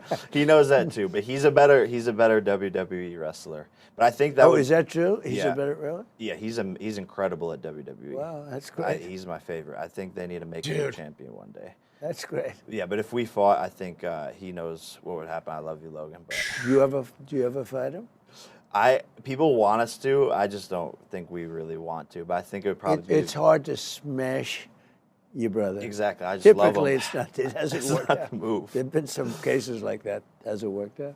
Yeah, I think it would be one of the biggest fights out there. But So what is this show all about? Tell me. And I'm doing this out of respect for you. Because I'm the president of the United States, and I'm sitting here with Jake, and I'm saying, you think Joe Biden would do this interview? No. I don't think so. He wouldn't know where the hell he is. Dude, no fucking president would do this fucking interview, bro. You know what I'm saying? Like, But I'm the Jesus. president of the, and I'm doing this show, yeah. and I'm only doing it for one reason, because I respect you. It's Thank you. very interesting, right? No, and I think that's such a big reason why you connected with the youth in the last election was going out there. You know, your team hasn't even told me what to say or any limits. Dude, he's underwater with the youth right now, which is probably why they're scrambling to try and drum up some business for this election. Talk about anything, and so See, that's 'cause they're not doing that's their respect. job. That's really, I could say they're not doing their job. But I think that was a massive reason on you connecting with the youth, and I think I'm open to talking to anyone, and I don't think the other side is really open to it. I don't know what the issue is. I think my brother tried to interview Kamala and you as well, and they just, I think, are scared of actually sitting. Dude, we're fucking 2 years after the election. They still won't pronounce her fucking name right. These two are proof that affirmative action is alive and well for mediocre, wealthy men. Yes, Josiane! Yes! Dude, yes!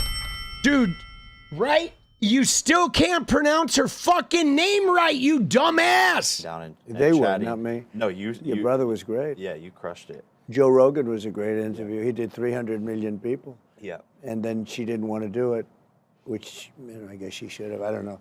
It's funny. It was. I did him, and I did some other guys who were really great guys. Barron, my son, Barron, I have a very tall son. Yeah. And he's a smart guy, and he's a good kid. But he listens to you. First time I ever heard your name was through my son, and he knew a lot of the. I don't know if you call them podcasters or influencers or whatever you want to call them, but he'd give me some names that I never heard of, and they were very important to, because I won with youth. I did great with youth. Yeah. Republicans, for whatever reason, don't do great with youth, and I did unbelievably in TikTok. And then Barron said, "Dad, you got to do Joe Rogan," and we wanted to do it. We were talking about it for a long time, about not even this, about other things, not politics, even before politics for me. But we had a great talk. It lasted for 3.5 hours. And you call that long form, right? That was, Yeah. And it was like a nice conversation with a great guy. He's like a great guy. And she should have done it, I guess, but she didn't do it. And we had a great election. This was a great election. And the country's doing unbelievably well. This country, we did this excursion. Dude, the country is doing unbelievably well. Their record amount of debt in 1 year. We're at war. Okay, we've kidnapped the leader of Venezuela, and we're holding on to him. We threatened Greenland. We've threatened all of our enemies, all of our allies. We've threatened. We're practically pulling out of NATO. We've done nothing to help Ukraine. Like, prices are up. Dude, I paid $27 for fucking ribeye 2 days ago. Okay? Right? Energy costs are through the roof. Electricity bills are like 50% more. He said he was going to cut them in half. Dude, record low number of jobs. Seriously. Dude, my son is still trying to find a job in fucking New York City, bro. Like, jobs are scarce, hard to find. Healthcare. Record increases in healthcare costs, right? They've removed the social safety net. Dude, inflation, everything sucks right now. Like, what is he talking about? The country is doing great. Dude, my nuts are fucking doing great. We had to do it, wipe out evil. Sometimes you have evil. And for 47 years, they've been killing people, in the most violent way.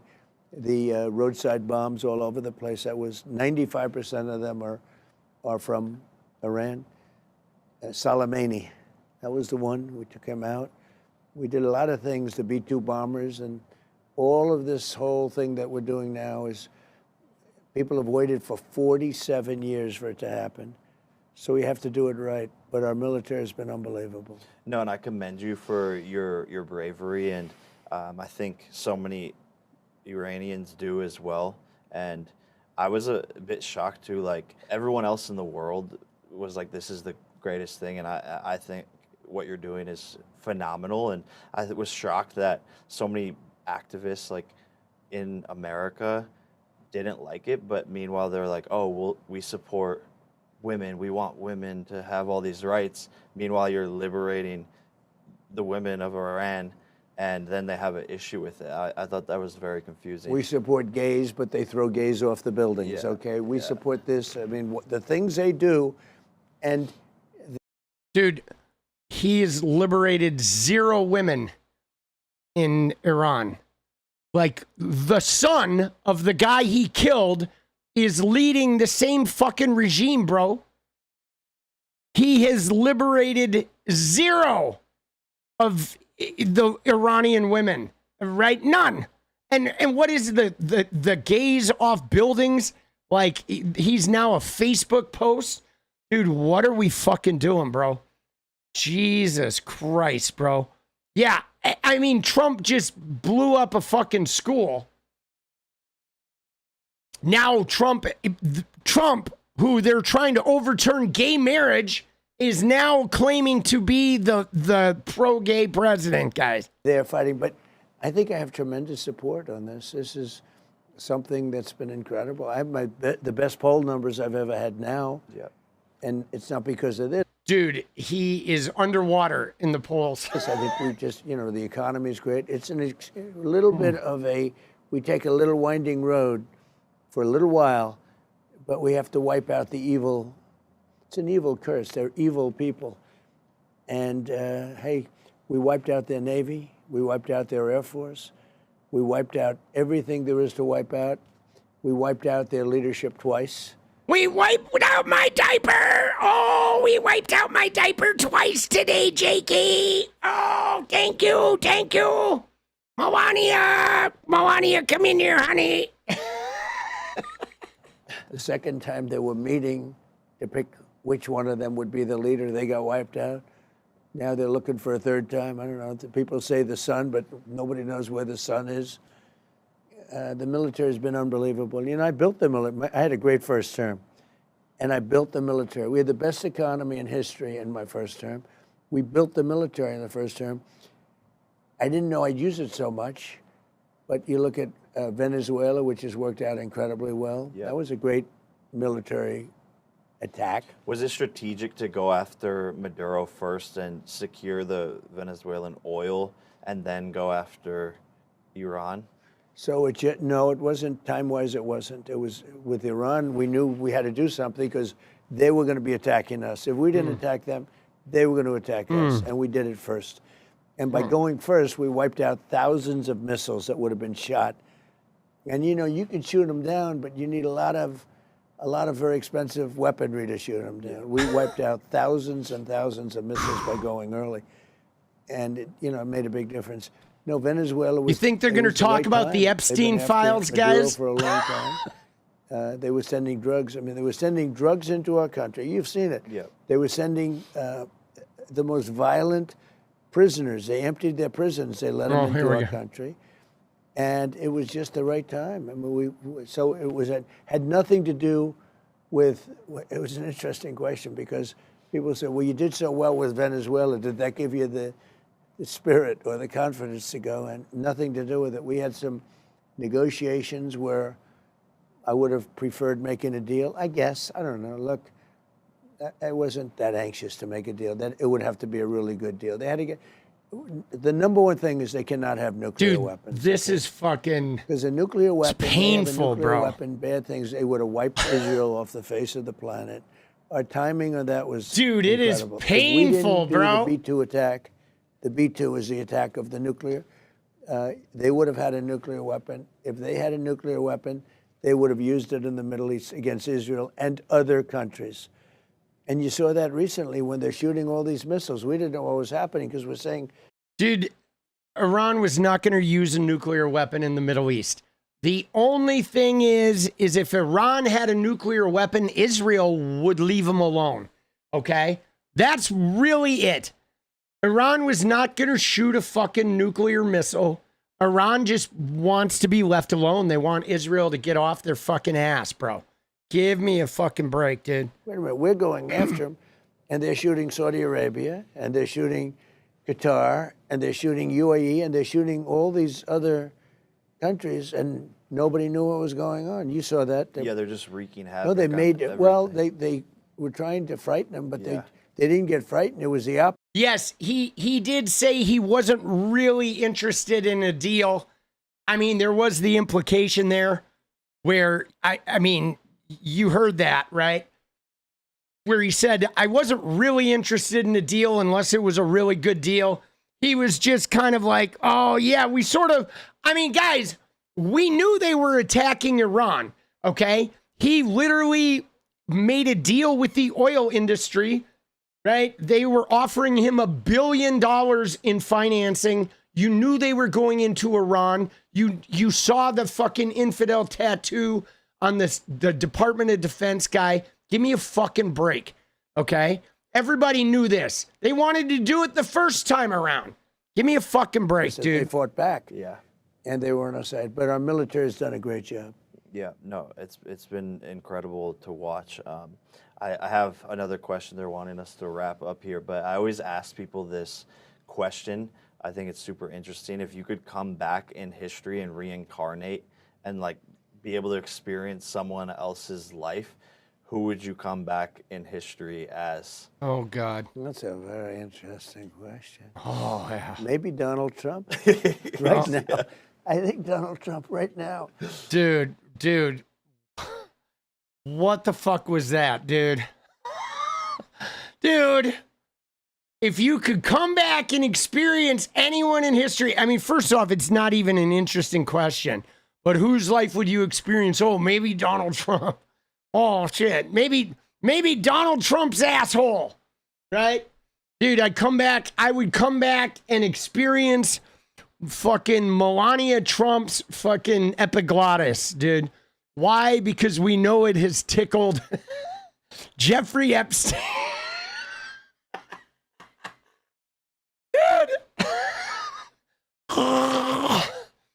Melania. Dude, what the fuck, bro?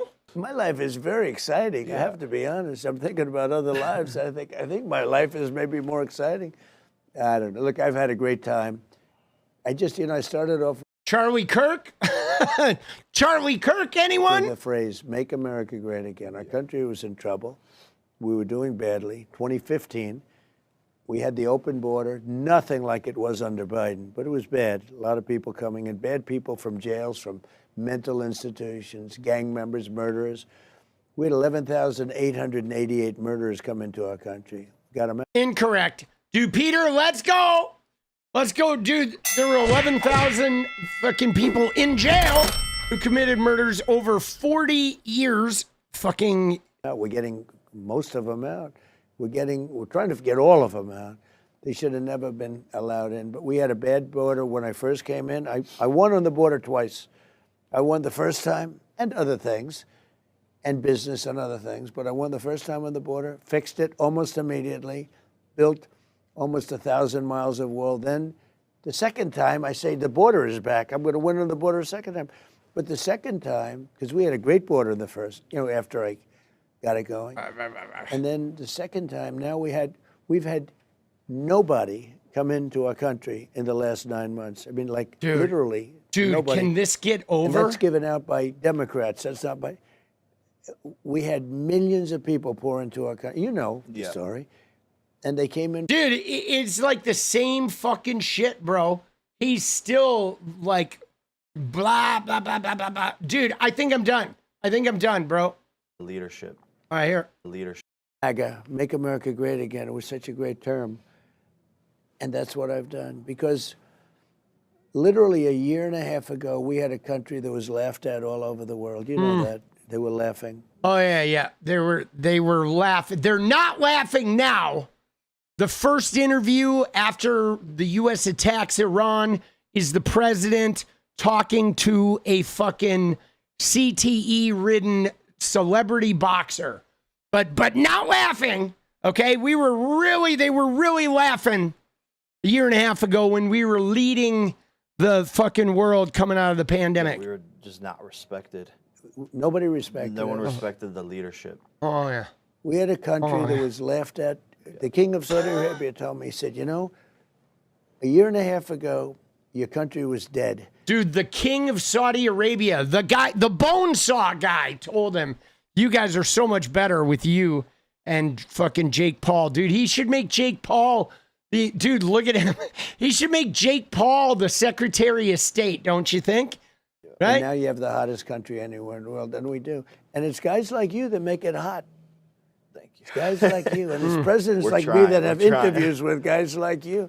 But I think you're great. And congratulations to your fiancée, I think, Yes, right? fiance. She's the best. She just She's won a gold medal, I tell you, and I watched her win that gold medal, and nobody had a chance. Yeah. They didn't have a chance. Yeah. That wasn't even fair, right? No, she's a legend. I'm so proud of her. It was the no. greatest thing I've ever witnessed in person, Well, and to be a part of she's it. a great person. All right, dude, I can't watch anymore, dude. I'm sorry, dude, I'm done. Jesus Christ, bro. Guys, I'm serious. I feel like I feel like writing an email to Jake Paul and telling him that like they owe me like $5,000. Okay? They owe me like $5,000 for having watched that. I'm serious. I'm going to send him an email tonight and be like, dude, I just watched your interview with Donald Trump. You owe me $5,000. That was the stupidest fucking, like literally, I don't know if I'm going to be able to function as a normal fucking human being with the brain rot that I've experienced from watching your dumb ass interview that dumb motherfucker, bro. Jesus. Holy shit. Dude, mental anguish. Dude, my testicles are like a fucking turtle, bro. I'm serious. They have like gone up. I'm going to have to retrieve them from like inside my body. Dude, they have disappeared.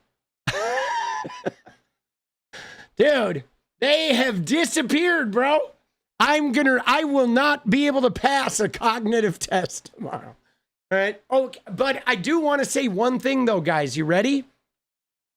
This is good news. All right. I'm going to take Trump off here. I actually paid off my American Express card today, guys.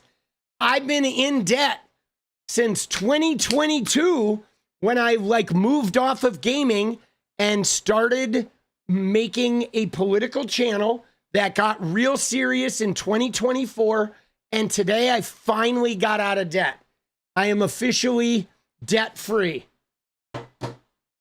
Thank you, guys. Seriously, it's big news. Dude, it was like a crazy couple of years, dude. It took 2 years to sort of like get the project going and then 2 years of grinding this new YouTube channel. And so thank you guys for everybody's fucking help and support and showing up here night after night and hanging out and watching the videos.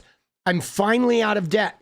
And now maybe like I can get a little bit of ahead for once, which is pretty exciting.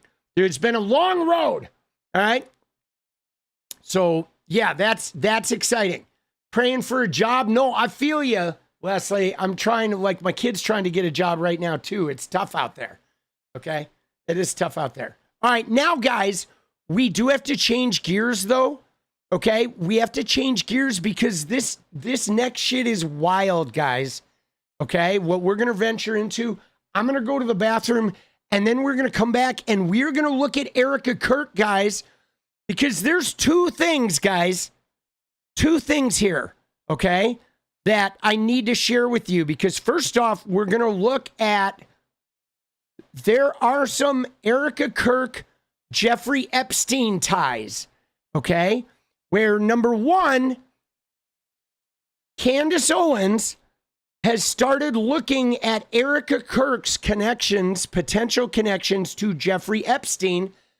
And then today, an audio file was discovered, okay, that appears to be Erika Kirk making appointments for Jeffrey Epstein. And it's not confirmed yet, but you do need to listen to this audio file. I am telling you guys, I am pretty sure it's Erika Kirk. We are going to look at this whole situation here in a minute. This shit is wild, guys. Okay. This shit is fucking crazy. I really think there's a connection and more than one, dude. And like some wild shit is going on in Erika Kirk Epstein land. Okay. I'll be back in a minute. Enjoy this tune while I go to the bathroom. We'll be right back. All right. Yeah. Come on.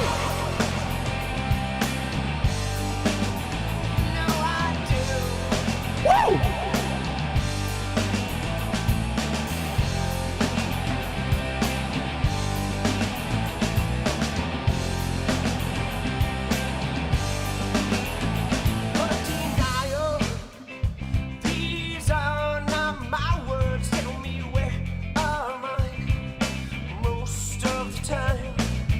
Where my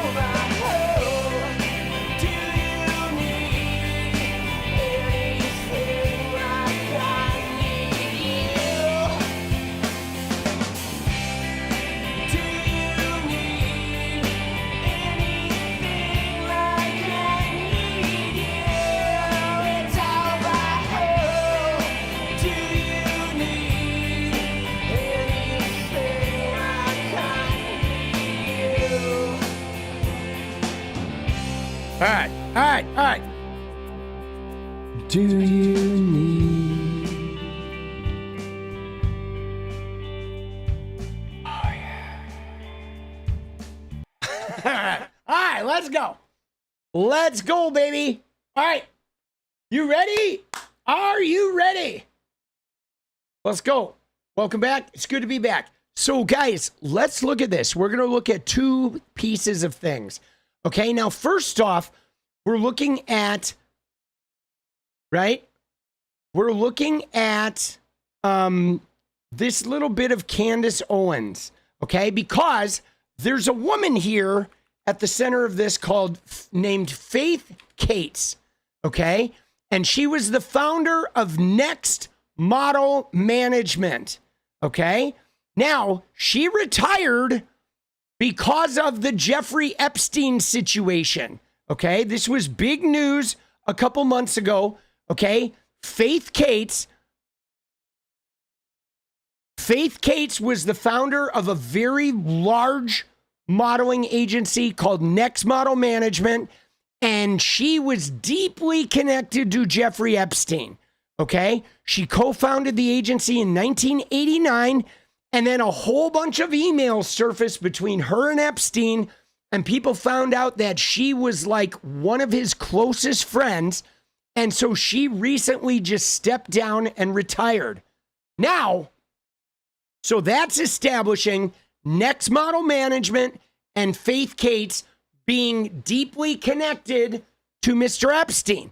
Okay, now what we have from Candace Owens is, hold on one sec. I gotta wait here for this fucking, all these ads, dude. Jesus Christ. They have like 5,000 fucking ads on this page. Like, give me a fucking break, dude.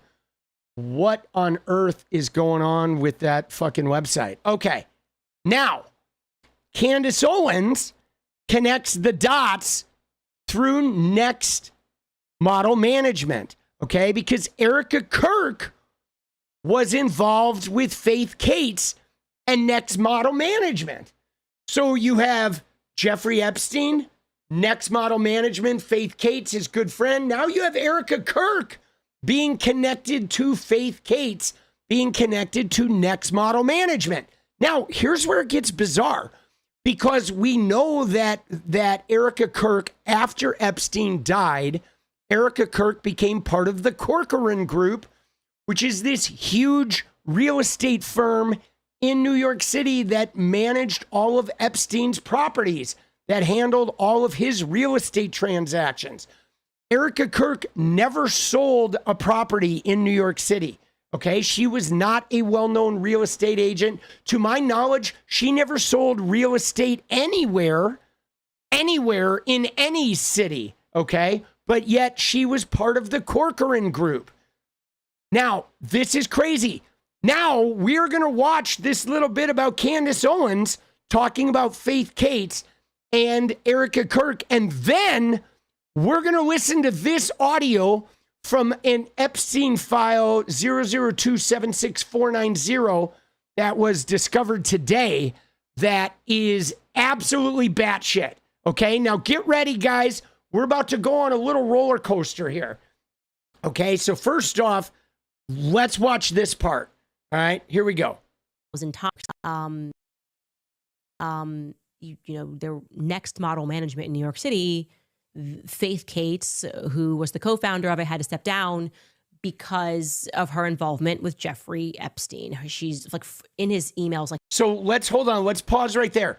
So it says from July of 2014 to January of 2015, Erika was tweeting that she was a casting recruiter in Los Angeles. In 2015 to 2017, Erika was taking multiple meetings at Next Model Management with Faith Cates business people, okay? In particular, the modeling company procured a lot of Eastern European models, okay? Then Jeffrey Epstein is a regular at those offices. He and Faith Cates are very good friends, okay? And she just recently stepped down, okay? So again, she has no real experience, and she becomes a recruiter, like a casting recruiter. She's taking meetings, but wait till I show you the audio. All right, you ready? Here we go. Hold on. their next model management in New York City, 𝗙𝗢𝗟𝗏𝗡, who was the co-founder of it, had to step down because of her involvement with Jeffrey Epstein. She's like in his emails like 4,000 times. Even after he got arrested for pedophilia, she's like, I will never betray you. I will never, ever betray you. Like, I've got your back to the end. She was very close. I mean, look, she's inviting him here in this email to her son's bar mitzvah. And this person said, just so you know, Erika was involved with Next Model Management, right? So this is a tip. And this person did not work with Next Model Management. So I was like, okay, tip, I'll see where it leads, we're kind of investigating things. Then I kind of reach into some old contact cards. I'm going, that would be very curious because Next Model Management apparently had tons of Eastern European girls all around the office. And like I said, you can look more into the 𝗙𝗢𝗟𝗏𝗡 thing, but it's not great. Right? It's not great. The relationship that 𝗙𝗢𝗟𝗏𝗡's had with Jeffrey Epstein, Eastern European models all around Next Model Management office. He was helping this model agency in particular. And so I Now, by the way, that recent CNN special where they showed those unredacted videos, those were all Eastern European girls, okay? This has been a recent, there has been a recent sort of influx of evidence that Jeffrey Epstein had a whole other, in addition to these American survivors that have been tied up in the courts, and there is appears to be a whole host of Eastern European women that were connected to him as well that we've heard very little of in the mainstream media. Now, we also know that Donald Trump's modeling agency, Trump Models, was specifically bringing Eastern European women over to America. He was putting them into his buildings and charging them exorbitant rent and basically just exploiting these women and monetizing them, and they were all stuck here. And yes, Erika Kirk does have some experience having worked over in Romania as well with some really questionable, churches and charities over there. But we'll continue. I decided to see if I could get some more people to verify that Erika was involved. What was she doing? Was she modeling? No.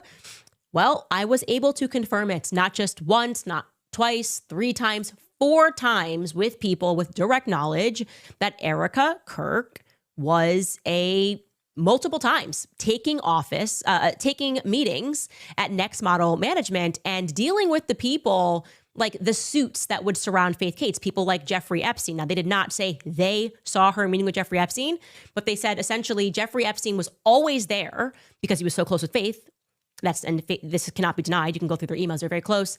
And so he would sometimes come in and he would take a meeting. And so he would just kind of, when you're friends with someone, I'm going to take an office, and nobody knew what the context of these meetings were. They are saying that in meetings like that, meaning Erika was not there because of a modeling contract or because they don't know why she was there. They don't know why Erika was in that same category of suits, right? Of just like suits, and they were not to ask questions, and Erika is there and she's taking meetings at Next Model Management. So now, feeling 100% certain that this information was real, like I said, confirming it 4 ways, I decided to go out and ask Erika what she was doing there. Because if people with intimate knowledge situation don't know what she was doing there, that's not great, right? What are the chances? What does Erika have to do with Next Model Management? What is she doing there?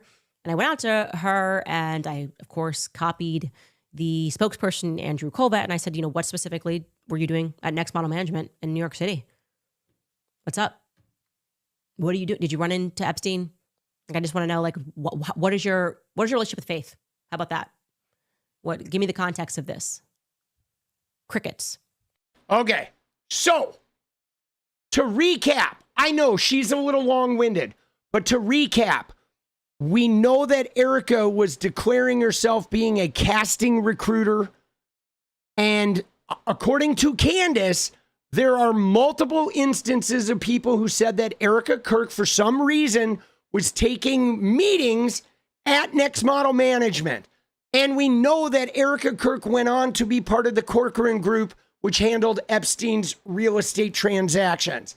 Now, Candace is saying, that there's a very good chance that Jeffrey Epstein was involved in some of those meetings at Next Model Management. Now, I know this sounds crazy, okay? I know this sounds crazy, but now I'm going to blow your mind though, guys, because now I want to take you to this audio, okay? I discovered this today. Somebody tipped me off to this today.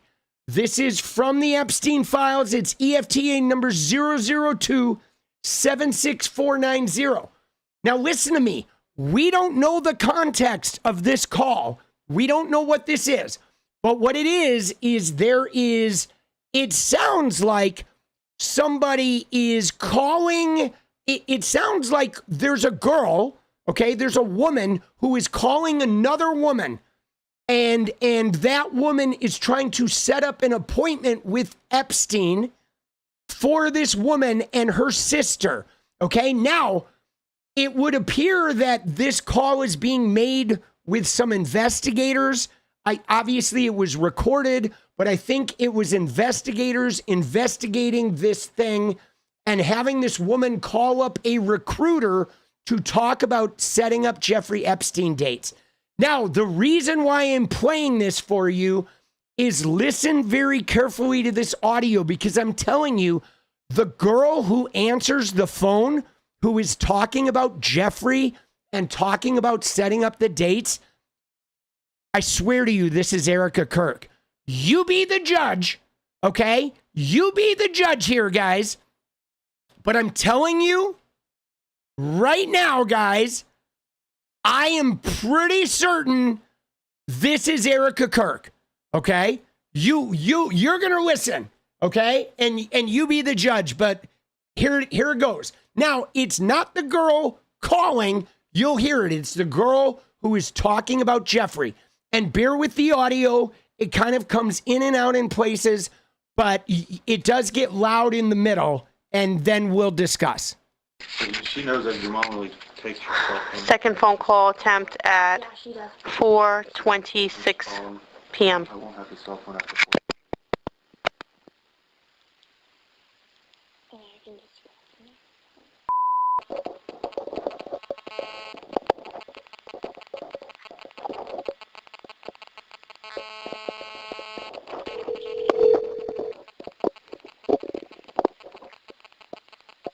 Hello? Hey, what's up? I talked to Jeffrey, and I'm going to his house tomorrow morning, and I'm taking my friend. He's gonna set something up for you now. Well, like, what do you think? I don't know. I'm gonna talk to him tomorrow morning when I go to his house about it. How much? Like, would I get paid? 'Cause last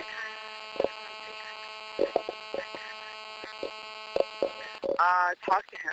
I'll talk to him tomorrow, and then I'll bring you in the next day and you can talk to him about it. how much do you think? Like, I don't know what I want to do, and I just want to get some ideas. I don't know. You're gonna have to talk to him about it. I mean, I don't really work for him like that. I just bring girls to him, and they work for him. So you're gonna have to talk to him about it. That's what I'm saying. When you work for him, I'll bring you in, and you can ask him before you work. So, like, what can I do to make more money? Yeah, well, like, if I don't know what to do, you get paid more money. The more you do, the more you get paid. Okay. So I mean, I don't know. Talk to him about it. Want me to bring my sister for you, so like you could get paid more or something, or how much Well, a girl? yeah. would- Well, that's what I'm saying. I'm working tomorrow, and me and him are gonna put a schedule together for you and your sister. So I'll call you tomorrow when I leave Jeffrey with the schedule. Alright, okay. Alright, that's good. That sounds good. But like, I don't have my phone all the time, so if you guys called me, I'd have to know what time so I could get the phone. Okay. Well, what time? Well, why don't you? Okay, I'll leave you a message. That's fine. I'll leave you a message tomorrow. Okay. All right. Bye. She just hung up on me. She said she doesn't work here. That's fine. That's fine. You did great. Give me a high five. Good, because she was throwing. She She threw you. tough girl. Yeah, you know, you still, but you did really good. That freaked you out. Because she's like, well, I'm setting up a schedule for you and your sister. Setting up a schedule. Okay, so now here's the deal, guys. is obviously that call was a setup. Okay. It sounded like it was police that were having that girl call up, and the person who answered, you heard the beeps in the very beginning. So they were announcing like the name of a modeling agency, right? And then talking about setting up this appointment with Jeffrey. Now I'm telling you, that sounded like Erika Kirk to me. Okay. But here's the deal though, guys, is whoever recorded this video, whoever those agents are, they know who she called. Okay. So what I'm saying is if that is Erika Kirk, or if that is not Erika Kirk, they definitely know who they called. But listen to this voice, guys. I talk to him about it. I mean, I don't really work for him like that. I just bring girls to him and they work for him. So okay, so let's try to find an Erika Kirk voice from that time. Okay, where there was a video where Erika Kirk, was it Diane von Furstenberg? I think there was an Erika Kirk video with Diane von Furstenberg. This one. You ready? Erika Franz V. Okay, hold on. I'm going to find this video, guys. This is Erika she did this little interview for Diane von Furstenberg, right? When she was trying to get a job in the fashion industry. Okay. There it is, right here. Okay. Architecture, anything that's different with the fabrics and the feel of the brand and the line, that draws people to it. And so for me, I'm looking at this from a pragmatic business standpoint. Although I don't know how to sew and cut, I mean, I can sew a pillow together, but I can't take fabrics and create this couture dress. That's not me.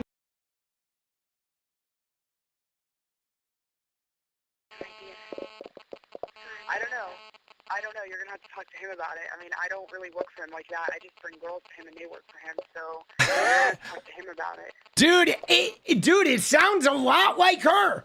Dude, somebody actually said, who cares if Erika is part of the Epstein situation? Like, guys, I mean, this would be a major fucking piece here. Think about this. If Erika Kirk, okay, remember that Erika Kirk got set up with Charlie Kirk. Charlie Kirk was pressuring about the Epstein files until he got a call from the White House to stand down. Charlie Kirk did. And he was like heavily pressuring for the release of this shit. He ends up getting killed. And Erika Kirk and Netanyahu, I mean, think about this. If Epstein was connected to intelligence of some kind, like, this is insane. This would be like a Trump, Erika Kirk, Epstein, Netanyahu, Charlie Kirk, like a massive fucking connection, boss. This is insane. Dude, let me go back here. Just hold on. We got to go back. I want to make sure I get caught up on these. Give me 1 sec here. We had I got to go all the way back to Curious Georgia says, how dare Jake Paul wear a tan suit? Then we got Just Popped says, that's my wife, bro. Then the real KR says, ain't no way I find out my wife is a Mossad agent, Shabbat Shalom. Okay, then we got Curious again. Hold on, we're going to catch up.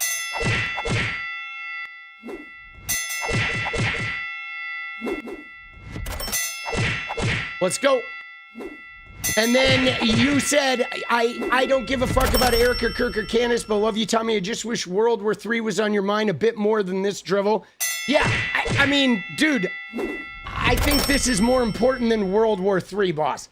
I think World War III is something they're trying to distract you from this, bro.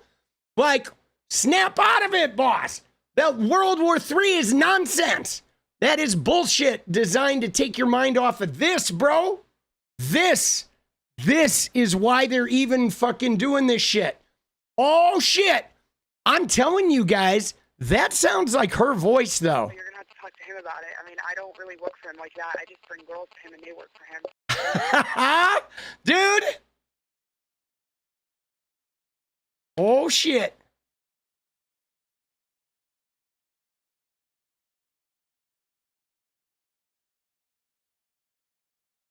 There's a recording of her. I wanted to say first and foremost, my heart, obviously. Oh, look at all the thumbs up. Look how cute that is. Sorry, this is a little bit more informal than probably Charlie would be reacting. How sweet. Dude, I'm really curious about this, guys. Dude, I am. Like, I mean, I don't want to be feeding the Candace Owens fucking, like, crazy conspiracy shit because we know she's, like, digging and all that. But when I heard this recording, I was like, holy fucking shit, bro. Right? I mean, it really sounds a lot like her. Now, again, whoever recorded this knows, like somebody out there, the agents or the investigators or the lawyers that recorded this fucking phone call, they know, okay? They know who they were calling, and it may very well have been her. Now, if it is Erika Kirk, and if she were making appointments for models in New York City, that would be, in fact, seismic. But I'm telling you right now, this really sounds like her. I don't know. You're going to have to talk to him about it. I mean, I don't really work for him like that. I just bring girls to him and they work for him. So you're going to have to talk to him about it. That's what I'm saying. When you work for him, I'll bring you in and you can ask him before you work. So, like, what can I do to make more money? Yeah, see, let's see if we have some Erika Kirk on the phone. Maybe.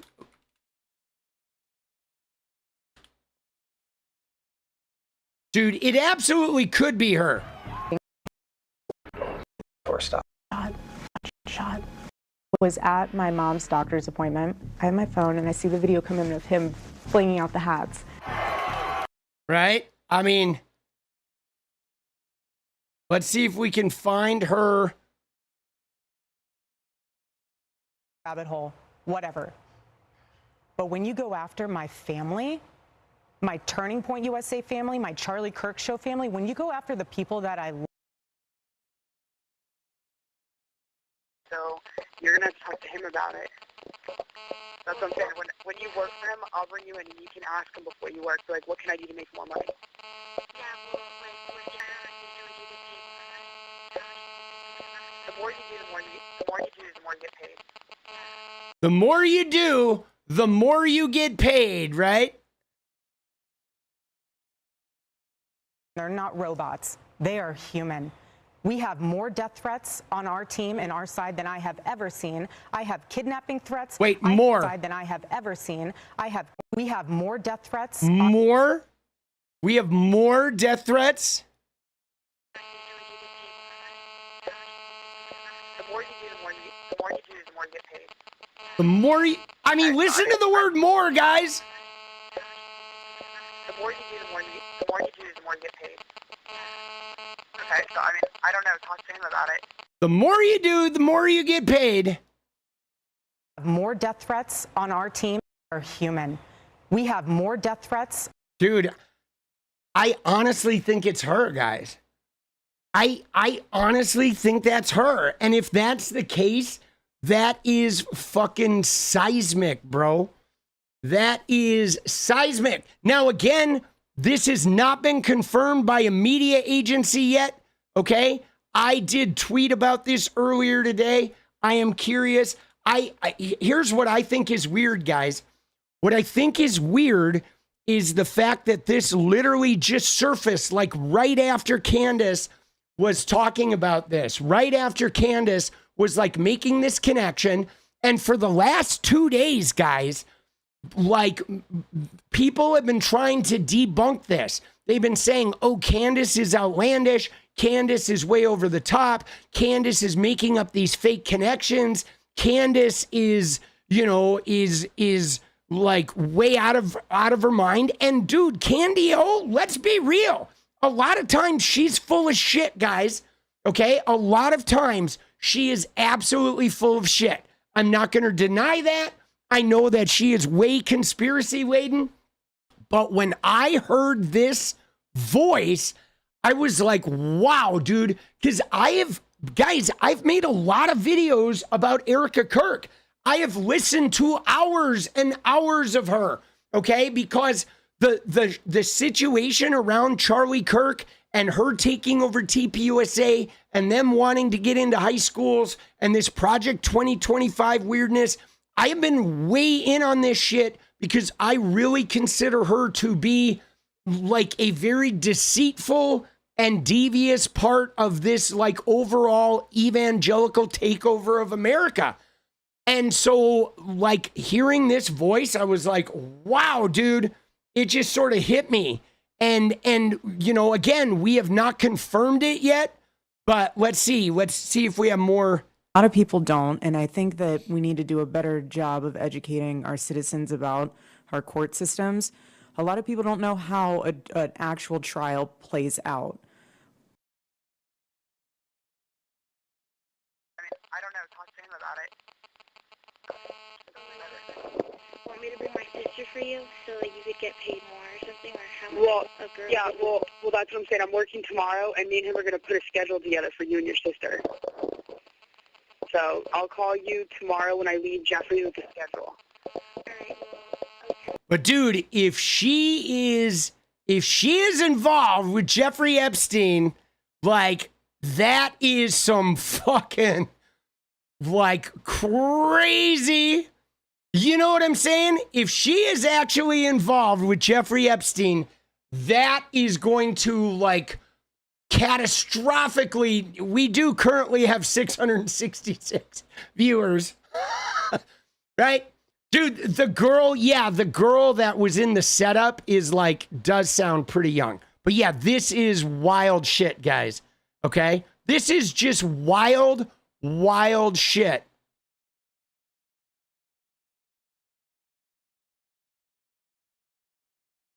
Or saying, I'm going to be murdered. They're coming after me. Someone's going to kill me.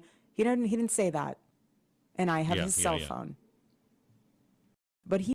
See, again, we know something is up with Erika, okay? We know there is something up with Erika where she is like weirdly emotional. She just took over the company. She's like in the limelight. She is like a Trump girl. She is like deeply in the Trump fold.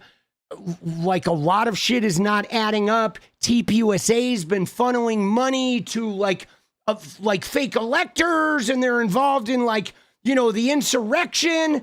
I mean, something is going on with her. And so again, if that is her, and if she in fact was working for Next Model Management and was recruiting for Jeffrey, I mean, you know, there is a possibility that there is some very big conspiracy thing going on. I mean, as it is now, guys, okay, as it is now, we are looking at one of the craziest cover-ups I've ever seen. Okay, somebody put a link of her in, oh yeah, the full Zoom call. Okay, so here's the full Zoom call of Erika. There you go. Oh, look at all the thumbs. Was in your heart as why you're still here with the Turning Point USA family, because that's what we want. All right, let's go in, and she's like fake crying. Let's try to see her when she's not fake crying. At the mission, he doesn't want you to just be sitting on the couch alone in your room. He wants you to, obviously, I mean, we will all mourn, but he would want you to build. And so that's what we'll do. We'll have a sword in one hand, and we'll have a hammer in the other, and build. Now, granted, guys, this audio would be from like 5 years ago, 6 years ago at some point. I mean, it really, I don't know, dude, sounds to me like her. The more you do, the more you get paid. Okay, so I mean, I don't know. Talk to him about it. Want me to bring my sister for you so like you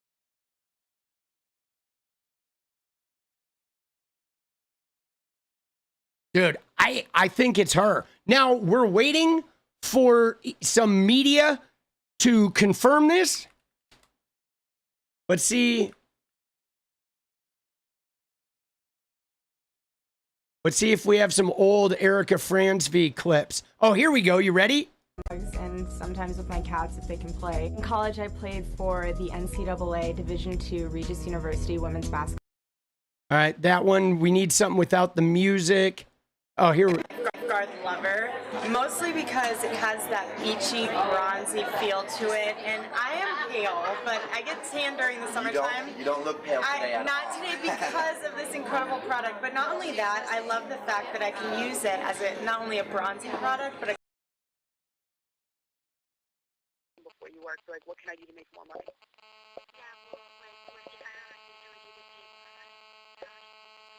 The more you do, the more you get paid.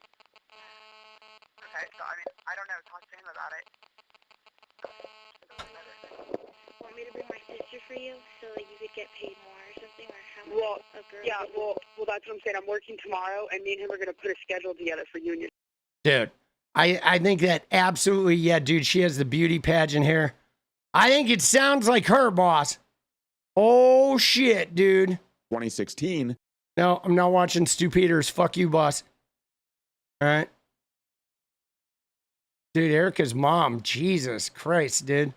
Dude, what the hell, bro? All right, this is her. Strategy and just basically tell the audience what exactly EMP is and what are the threats that we need to be aware of as Americans and what our major security issue here in America is right now. Well, an electromagnetic pulse can be generated by... Dude, she's doing CIA videos like crazy. All right.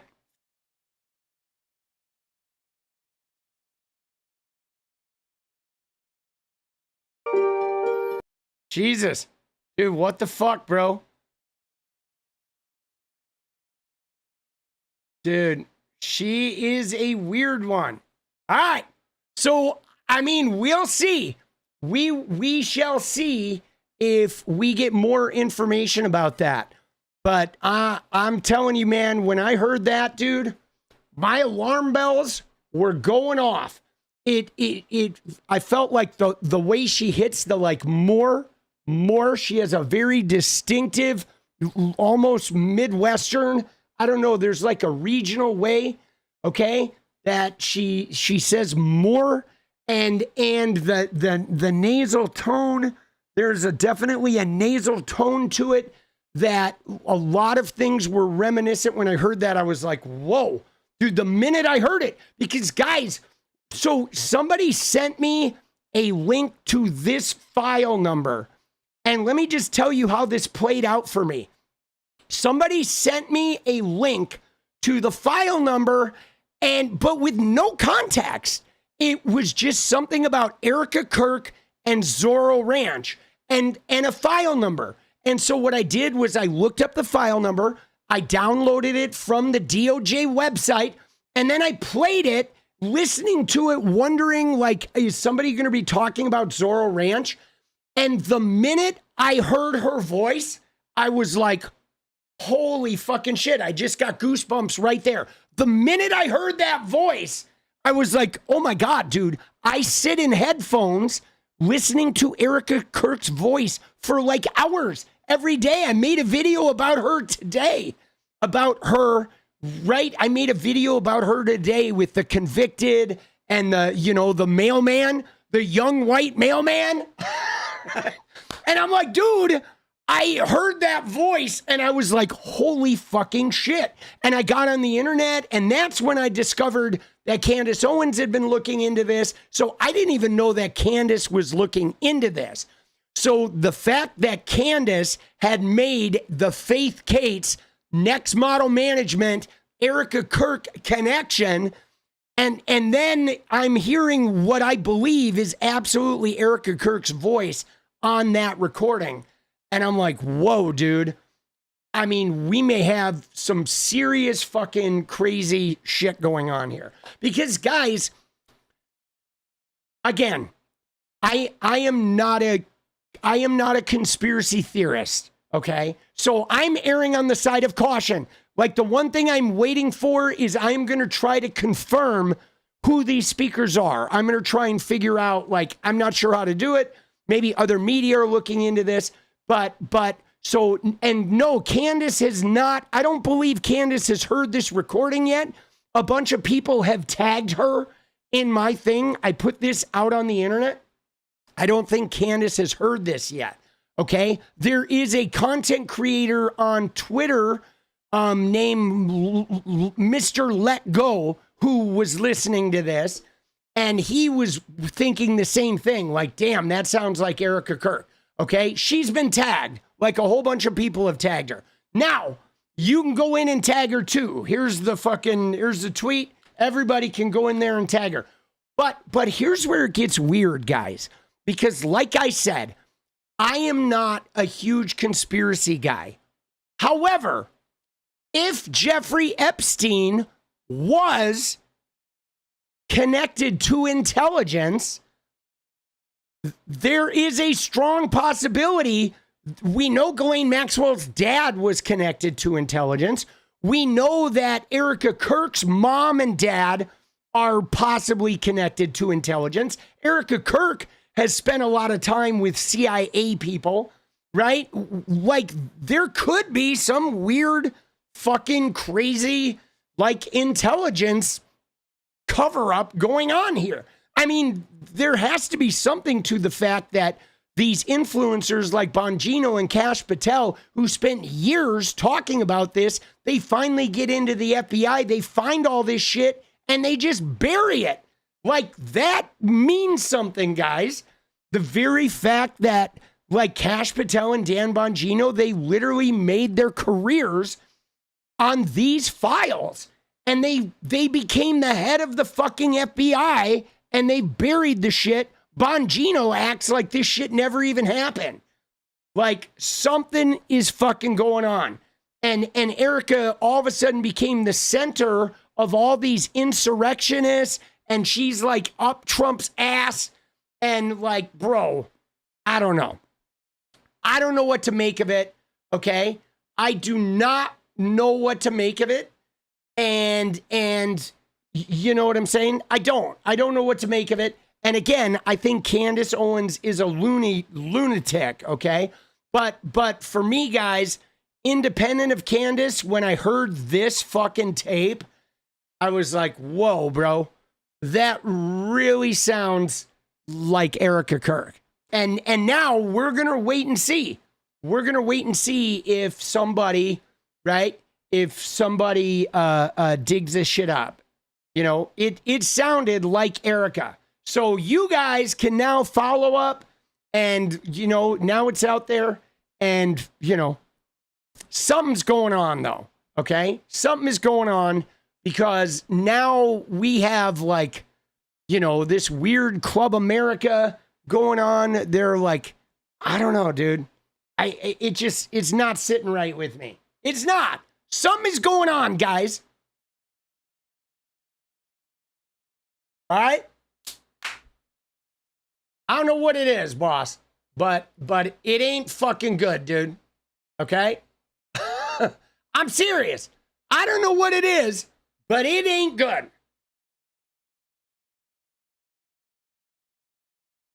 Dude, and yes, the CIA, all of those motherfuckers are the Epstein class. Shapeshifters, see, I'm not going there, dude. Dude, I'm not going there. But, all right. Now, though, you ready, guys?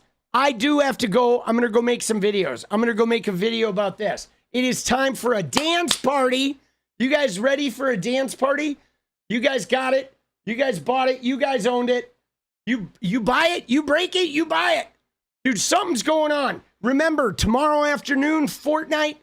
Every Saturday afternoon, I do stream Fortnite on my Twitch channel. I announce it in Discord. Discord link is down in the description. So I do play Fortnite for a couple of hours to just sort of wind down and get the politics stink off of me. So we'll be doing that tomorrow. It's a club and we ain't in it. That's right. It's hella early. I know, but I started hella early, dude. Dude, I got to get off early, though, on Fridays because I do have to get my videos ahead of time so I can get that Fortnite shit in the afternoon. Had some luck cleaning up the audio, exporting now and putting it in Discord. Let's go. Let's go. Let's go. Thank you, Ella. Big love. Dude, Punktifa. I like that. I like the sound of it. Dude, again, I repeat, guys, I am not a conspiracy theorist, okay? I am not some giant, I don't think there's some giant, I don't know. I don't believe in all this conspiracy shit. All I know is this, guys. For me, it was the audio. When I listened to that fucking audio on that Epstein file, I had a physical, visceral reaction in my body because I was like, God damn, dude. I think that's Erika Kirk. And why would Erika Kirk be setting up appointments for Jeffrey Epstein? And then I get online and I see that conspiracy Candace is like saying Erika Kirk worked for Next Model Management, which would put her in the realm with Faith Cates, which would then maybe that actually did happen. Maybe that's why she ended up in the Corcoran group. Maybe that's why she ended up with Charlie Kirk. I don't know, dude. It's just fucking weird, bro. Okay? It is. Some weird shit's going on, and either that's Erika Kirk or maybe I'm having some kind of meltdown. But whatever, we're going to look into it, right? I got a bald spot here that requires some attention. Dude, I mean, dude, like the modeling world was pretty small, guys. It's safe to say, okay, let me just tell you this. It is safe to say that everybody who was in the modeling agency world in New York City or connected to it had contact with Jeffrey Epstein, okay? I'm not even joking. Dude, Rot says Erika is a shitty anamorph, not a shapeshifter. Let's go. Seriously, the modeling agencies, guys, there weren't a ton of them, okay? There was Elite with John Casablancas. There was Ford. There was Next Model Management. There was Trump Models. There was, Epstein and Jean-Luc Brunel, MC2. I mean, it was a finite world, guys. There were only really a handful of really next level modeling agencies. There were certainly smaller, like upstarts, but the ones that were actually moving women internationally and bringing them into the Epstein class realm, that's like 6 agencies, okay? And everybody that worked in those agencies knew everybody else that worked in those fucking agencies, guys. I'm serious. This is an insular world. This was not a huge world with a bunch of random fucking people. They all knew each other. Everybody. It was like the most incestuous, like interconnected world you can imagine back then, guys. So, I mean, it's the fact that there are more people connected than we know would not be shocking. Okay. And there's some major shit going on, okay? But all right, save the models, bury the predators, okay? Who do we tag on there? I mean, I don't know, guys. I don't know who you tag. I know a lot of people are tagging Candace Owens. You can tag other content creators who are working on this kind of shit. I mean, ultimately, there is an answer. There is an answer with this voice, like, there are people who made this recording. I don't know if they were lawyers. I don't know if they were FBI agents. We don't know. We don't know what year it was. All of the Epstein files come without context. So we have no idea who the people are in that call or the year it was made. I mean, the fact that this is part of the Epstein files means most likely it is between the year of 2015 and 2022, I would guess, right? 2021. It's most likely somewhere in 2015 to 2021. You could tag Midas. You could tag, just tag whomever is working on this shit, right? All right. Now we dance.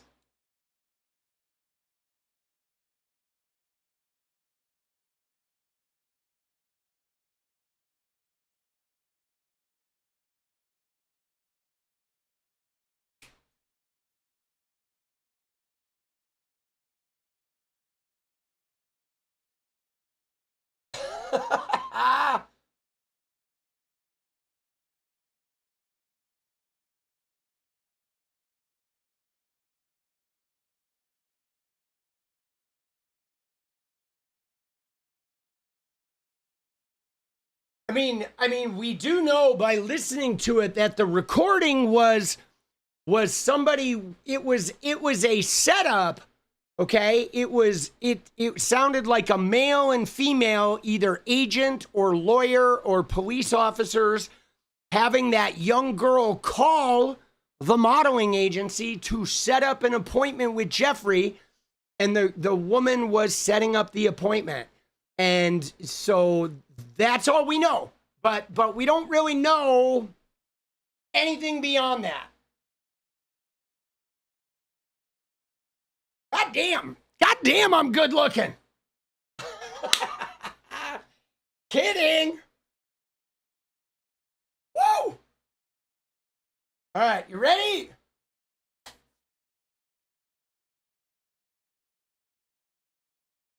Is the show over? The show is never over. Dude, there's YouTube videos you can watch all night. Dude, Peter, let's go. I gotta go to work. All right, you ready? Here we go, guys. It's time for a little deja vu. Deja vu.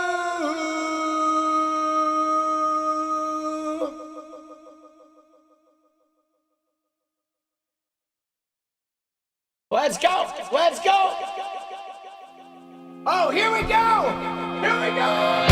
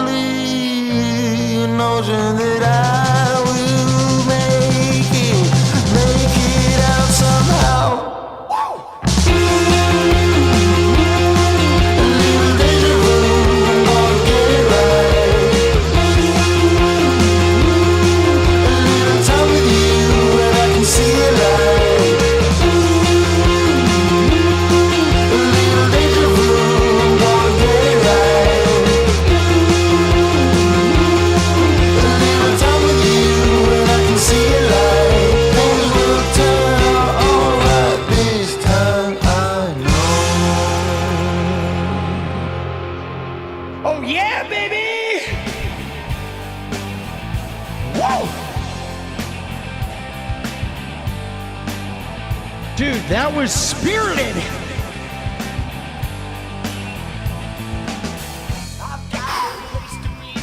Dude, what a night!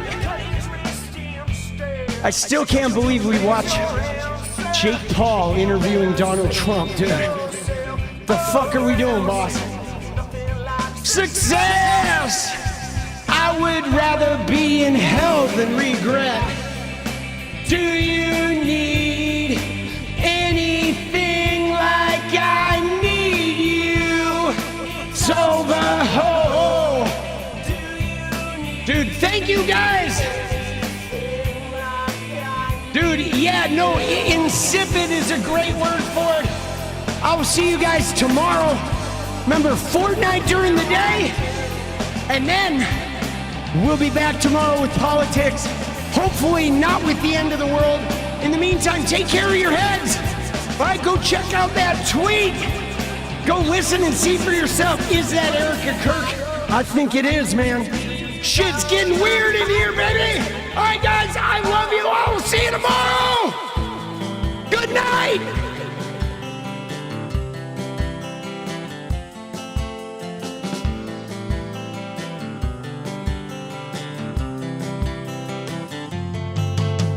Hey, I just want to change the world. I just want the perfect girl. I don't want to hang around, I'd rather be found. It gets better, I wonder, my pleasure together. Everyone's waiting, anticipating.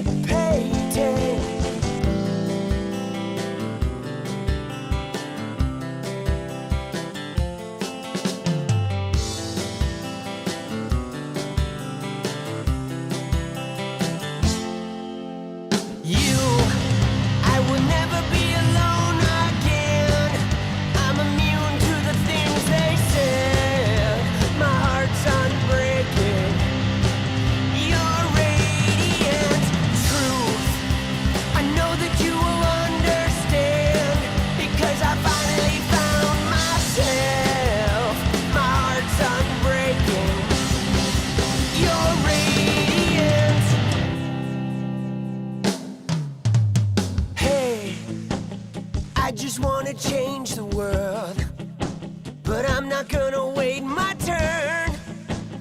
I don't ever want to come down, I'd rather be found. It gets better, I wonder, my pleasure together. Everyone's waiting, anticipating.